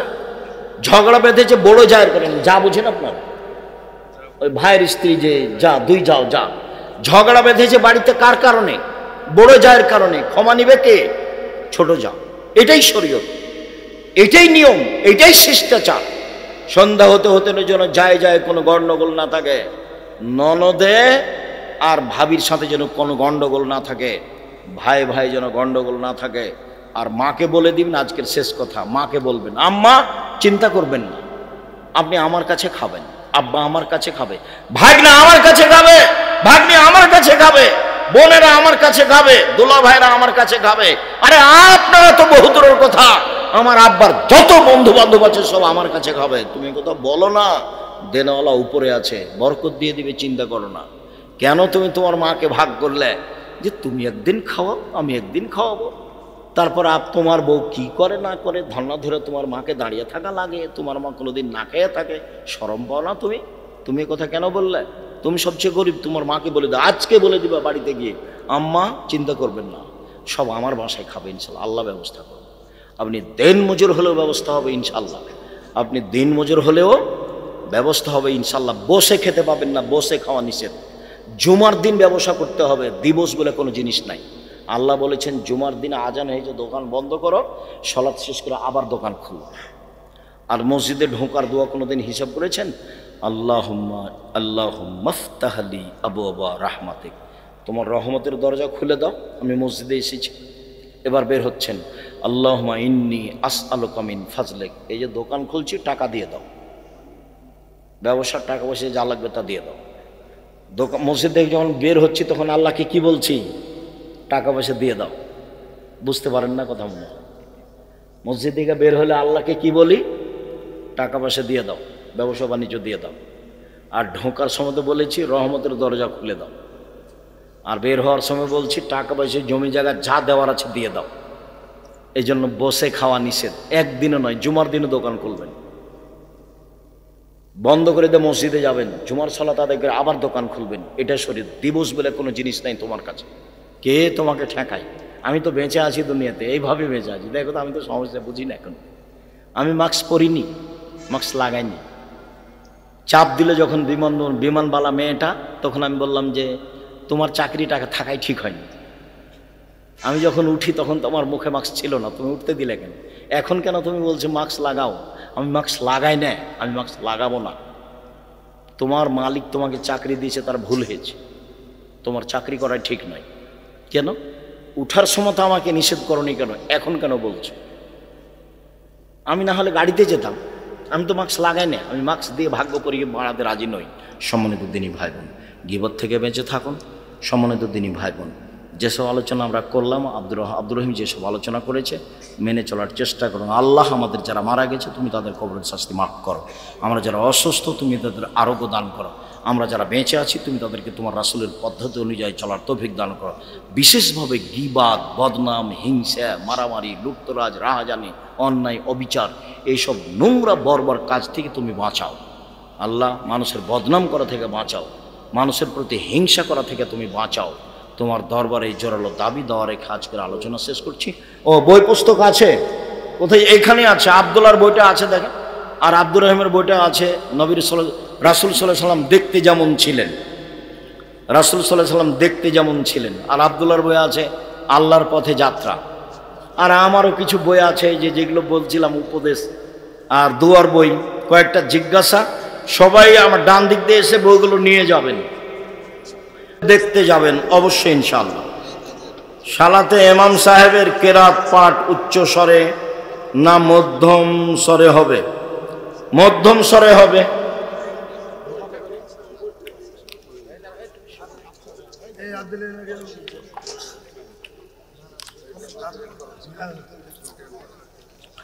আয়াত পাঠ স্পষ্ট ধীরে, এগুলো জিজ্ঞাসা করে। যারা যাকাত প্রদান করে না তাদের পরিণাম, তারা জাহান্নামে যাবে। যাকাত তো ফকির মিসকিনের হক ও মানুষের হক মেরে খেয়েছে। বিচারের মাঠে যে যাকাত দেবে না তার বিচার পরে হবে। ও কেন? কার হক মেরে খেয়েছে? ফকির মিসকিনের। যে যাকাত দেয়নি সে কার হক মেরে খেয়েছে? ফকির মিসকিনের। নামাজে দাঁড়ানো ও বৈঠকে পা কোন অবস্থায় রাখতে হবে? নামাজে দাঁড়ায় পায়ে পা মিলিয়ে, আত্তাহিয়াতুর বৈঠকে পায়ের পাতার উপরে, সালামের বৈঠকে পাটা ডান দিকে চলে যাবে বাম পা, আর ডান পাটা এভাবে আঙ্গুল কেবলামুখী খাড়ো থাকবে। কোন এলাকায় কিছু হিন্দু পরিবার বাস করে, তাদের মাহরাম এবং গায়রে মাহরাম কারা? ভাই, শ্বশুর, বোনের ছেলে, ভাইয়ের ছেলে, ভাগ্নির ছেলে, ভাতিজার ছেলে, বাপ,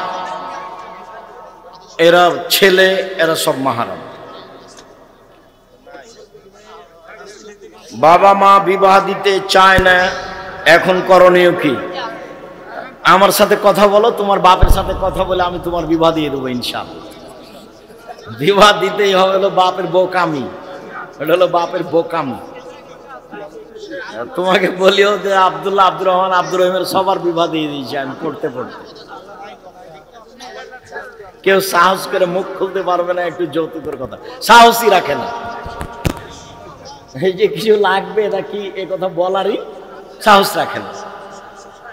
মা যদি দাদা দাদির সাথে কথা বলতে নিষেধ করে তাহলে কি কবর ওই মাকে খালা বলে ডাকো, আর দাদা দাদির সাথে কথা বলতেই হবে সুলেখার পাশে, ওই হলো বাপ, ওর আগের স্তরে ওই আছে, ওই হলো বাপ আর ওই হলো মা। দাদার দাদি ওরা বাপ মা, ওর সমান আগে। এই মাকে খালা বলে ডাকবা, এই ছেলে এই মাকে খালা বলে ডাকবা, ও মা নয়। টুপি পরার ব্যাপারে কোনো হাদিস আছে? এরকম নেই। টুপির উপরে পাগড়ি ছিল এরকম হাদিস বোঝা যায়। সালাত আদায় করলে টুপি পরেই পড়তে হবে এরকম বিধান নেই। ভারত বাংলাদেশ পাকিস্তানের এটা ভালো পোশাক বলে ধরে নেওয়া হয়েছে। দিন প্রচারের জন্য কি আগে রাষ্ট্রীয় ক্ষমতা প্রয়োজন? জি না, কোন নবীর রাষ্ট্র হয়নি। মোহাম্মদ সাল্লাল্লাহু আলাইহি ওয়াসাল্লাম আর সুলাইমান ছাড়া আর দাউদ, মাত্র 3 জন। বাকি কোন কোন নবী চলে গেছেন, একজনও হেদায়েত হয়নি, একজনও নেই। এক মসজিদে আজান আর এক মসজিদে ওয়াজ মাহফিল নাকি সেমিনার করা ঠিক কোনটি? না, সবাই পরামর্শ করে করতে হবে। হুজুর, না বুঝে আমি আপনাকে গালি গালাজ করেছি, আমাকে ক্ষমা করুন। তুমি সামনে এলে না যে, যাওয়ার সময় আমাকে বলি, আমি ক্ষমা করে দেবো ইনশাআল্লাহ। অত শরম পাচ্ছ কেন? কত মানুষ গালি দিচ্ছে, তুমিও তার মধ্যে না হয়। কদরের রাত কখন? শেষের 10-এর বিজোড় 5 দিন, এর মধ্যে হবে ইনশাল্লাহ। নির্ধারিত দিন 27 রমজান নয়। ফজরের আজান শুরু করা হলে কি খাওয়া বৈধ? জি খান। আজান হয়ে যাক তবুও খেতে থাকেন। ওস্তাজি, কোন ব্যক্তি রোজা না থাকলে গুনাহ হবে না?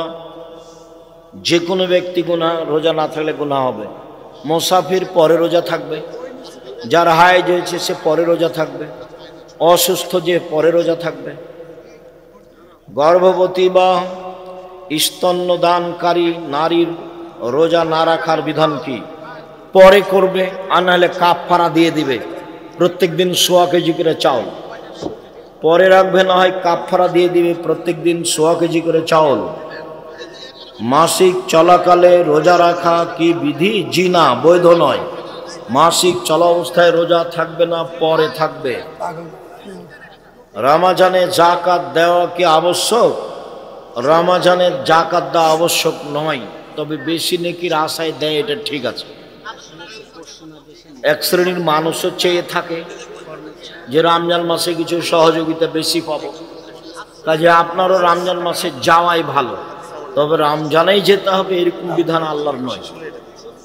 আসসালামু আলাইকুম, শায়েখ আল্লামা দেলোয়ার হোসেন সায়েদি ভালো মানুষ, আমরা ভালো বলে জানি।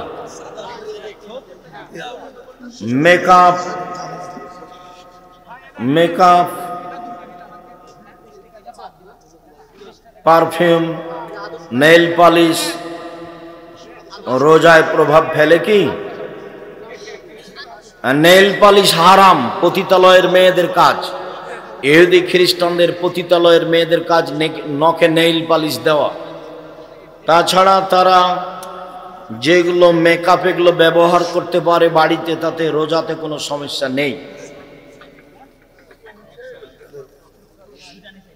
আচ্ছা, জাযাকুমুল্লাহ খাইর, বারাকাল্লাহ। তওবা কিভাবে করব? রাতে 2 রাকাত সালাত আদায় করে হাত তুলে কান্নাকাটি করে বলুন, এই পাপার কোনোদিন করব না, তুমি আমাকে মাফ করো। চেষ্টা করো। মজা করে গোপনে ফোন বা SMS এ দুইজনকে 3 বার কবুল বললে কি হবে? ধর্ম কি তোমার বাবার সম্পত্তি? পাগলামি পেয়েছ? কোর্টের বিবাহ বাতিল, কতবারই তো বলে গেছি, কোর্টের বিবাহ বাতিল। সারা দুনিয়ার মেয়ে যদি কোর্টে বিবাহ বসে, সারা দুনিয়ার বিবাহ বাতিল। 10 ছেলের মা হয়ে গেলে একটা ছেলে জায়েজ নয়, সব হারাম, অবৈধ সন্তান। ওর বাপকে আবার বিবাহ পড়াতে হবে, আর বাপ না থাকলে ওর ছেলে পড়াবে, নইলে তার ভাই পড়াবে। বাপ ছাড়া ভাই ছাড়া বিবাহ হবে না, কোর্টের বিবাহ বাতিল। 4 থেকে 5 জন মানুষ একটা লাশ খাটে করে নিয়ে কবরস্থানের দিকে যাওয়ার সময় যদি লাশ পড়ে যায় তাহলে কি কোনো সমস্যা? না, কোনো সমস্যা নেই, পড়ে গেছে গেছে। আমি একজন নার্সিং স্টুডেন্ট, সেবা দেওয়ার জন্য অনেক সময় মেয়েদের শরীর স্পর্শ করতে হয়। সেবা দেওয়ার জন্য যদি জরুরি হয় তাহলে দিতে পারো, অন্যথায় পুরুষের চিকিৎসা করো, মেয়েরা মেয়ের করো। জরুরি সেবাই হতে পারে, প্রমাণে বুখারী মুসলিমের হাদিস। আল্লাহ নবী বললেন যে অমুক মহিলার কাছে একটা পত্র আছে, আলী তোমরা যাও, ওদেরকে পাবা পাবনা শহরের বাইরে ওই ঈশ্বরদী রোডে, কথার কথা। তো সাহাবীরা দৌড়াতে গিয়ে সেই ঈশ্বরদী রোডে ওখানে পেয়ে গেছে, গিয়ে বলছে পত্র দাও। তো বলছে আমার কাছে পত্র নেই। আছে? নেই। তখন সাহাবীরা বলছেন যে তোমাকে কাপড় খুলে উলঙ্গ করে পত্র বের করব, বের না করলে। তাহলে বোঝা যাচ্ছে যে প্রয়োজনে নগ্ন হতে পারে। পুরুষের কাছে চিকিৎসা মহিলারা নিতে পারে, না নেওয়া উত্তম। আমার পিতামাতা আমাকে না জানিয়ে কিস্তি উঠিয়েছে, এখন আমি তাদের সাথে থাকতে চাচ্ছি না। তুমি থাকিও না, ভিন্ন উপার্জন করে খাও, তোমার বাপ মাকে খাওয়ানোর চেষ্টা করো। বাহ, জাযাকুমুল্লাহ খায়র, বারাকাল্লাহ। সাহারির শেষ সময় কিভাবে নির্ধারণ করা হয়? সূর্য আজানের কিছুক্ষণ পূর্বে, একাধিক হাদিস এটাই প্রমাণ হয়। 20 মিনিট, আধা ঘন্টা, মানুষ সেটাকে যেভাবে বুঝে এইটাই নির্ধারণ। তাতে 50, সেটা 60, 100 আয়াত পড়া যাবে এরকম। শায়েখ, আপনারা যে নিজেই বলেন আল্লাহ রাতকে করছেন ঘুমানোর জন্য, কিন্তু এ রাতে আপনারা দিন প্রচার করছি যে সাহাবীরা তো, রাসূল তো পরিবারের সাথে কথা বলছেন, সাহাবীদের সাথে কথা বলছেন এশার সালাতের পরে। আমরা চেষ্টা করি 12টা, 12:30, 1টার মধ্যে কথা শেষ করা। ঈদের নামাজের নিয়ত নিয়ম কি? পরিকল্পনা নাম নিয়ত, নতুন কোনো শব্দ নেই। আমি একজন ছাত্র, টিউশনি করে টাকা ইনকাম করি, মেয়েদেরকে পড়ালে কি টাকা হালাল হবে? নির্জনে মেয়েকে পড়াতে পারবে না, এটা হারাম। তাহলে মেয়ের মাকে ওখানে বসে থাকতে হবে। তাছাড়া তোমার এই টিউশনি হারাম, টাকা হারাম। জুমার দিনে খুতবার পরে আজান দেওয়া হয়। জুমার দিনে খুতবার পরে আজান দেওয়া বিদআত। আজান একটাই হবে, যখন খুতবা শুরু হবে তখন। শ্বশুর খুশি হয়ে কিছু দিলে কি নেওয়া যাবে? বৌমা নিতে পারে। অর্থ সম্পদ হলে ছেলে মেয়েরা কেউ নিতে পারবে না। যারা জমি পায় না তারা নিতে পারবে, যারা জমি জায়গা ভাগে অংশহারে পায় তারা কিছু নিতে পারবে না। আর এমনি কিছু হাদিয়ে দিলে দিতে পারে। শায়েখ, আমাদের মসজিদের কিছু দোকান আছে ভাড়া দেওয়া, এই ভাড়ার টাকা মসজিদের ফান্ডে যায় এবং সেই টাকা থেকে ইমামের বেতন দেওয়া হয়। এখন নাপিতকে ভাড়া দেওয়া দোকানের ভাড়ার টাকা মসজিদের কমিটি গ্রহণ করা শরীয়ত অনুযায়ী? জি না, নাপিতকে ভাড়া দিতে পাবেন না। মসজিদের ভাড়া দিয়ে মসজিদ নির্মাণ হবে, ইমামের টাকা হবে, মসজিদের টাকা হবে, তবে নাপিতকে ভাড়া দেওয়া যাবে না। নাপিতকে ভাড়া দিলে পাপের সহযোগিতা হবে। এই জন্য নাপিতকে ঘর ভাড়া দেওয়া, দোকান ভাড়া দেওয়া হারাম। আর নাহলে বলে দিতে হবে তুমি দাড়ি ছোট করতে পাবো না, দাড়ি চাঁচতেও পাবো না, তাহলে। আমি একজন ইউরোপ প্রবাসী, শুনেছি রাসূল সাল্লাল্লাহু আলাইহি সাল্লাম বলেছেন তোমরা কর্মসংস্থানের জন্য পশ্চিমা দেশে যাবে না। এই কথাটাই কতটুকু সত্য? এরকম কথা আল্লাহ রাসূল বলেননি, তবে ইহুদি খ্রিস্টানদের বিরোধিতা করতে বলেছে। তাদের ওখানে গেলে কি হয় সেটা তো আমি তোমাদের কয়েকবার বলেছি। হুজুর, আমার প্রশ্ন হলো, জন্মদিন, গায়ে হলুদ, মেহেদি অনুষ্ঠান, এগুলো হারাম, কাবিরা গুনাহ। জন্মদিন শিরক, কাবিরা গুনাহ। জন্মদিন, মৃত্যু দিবস, 16 ডিসেম্বর, 26শে মার্চ, 21শে ফেব্রুয়ারি, যত দিবস আছে জীবনে সব হারাম, সব কাবিরা গুনাহ, সব শিরক।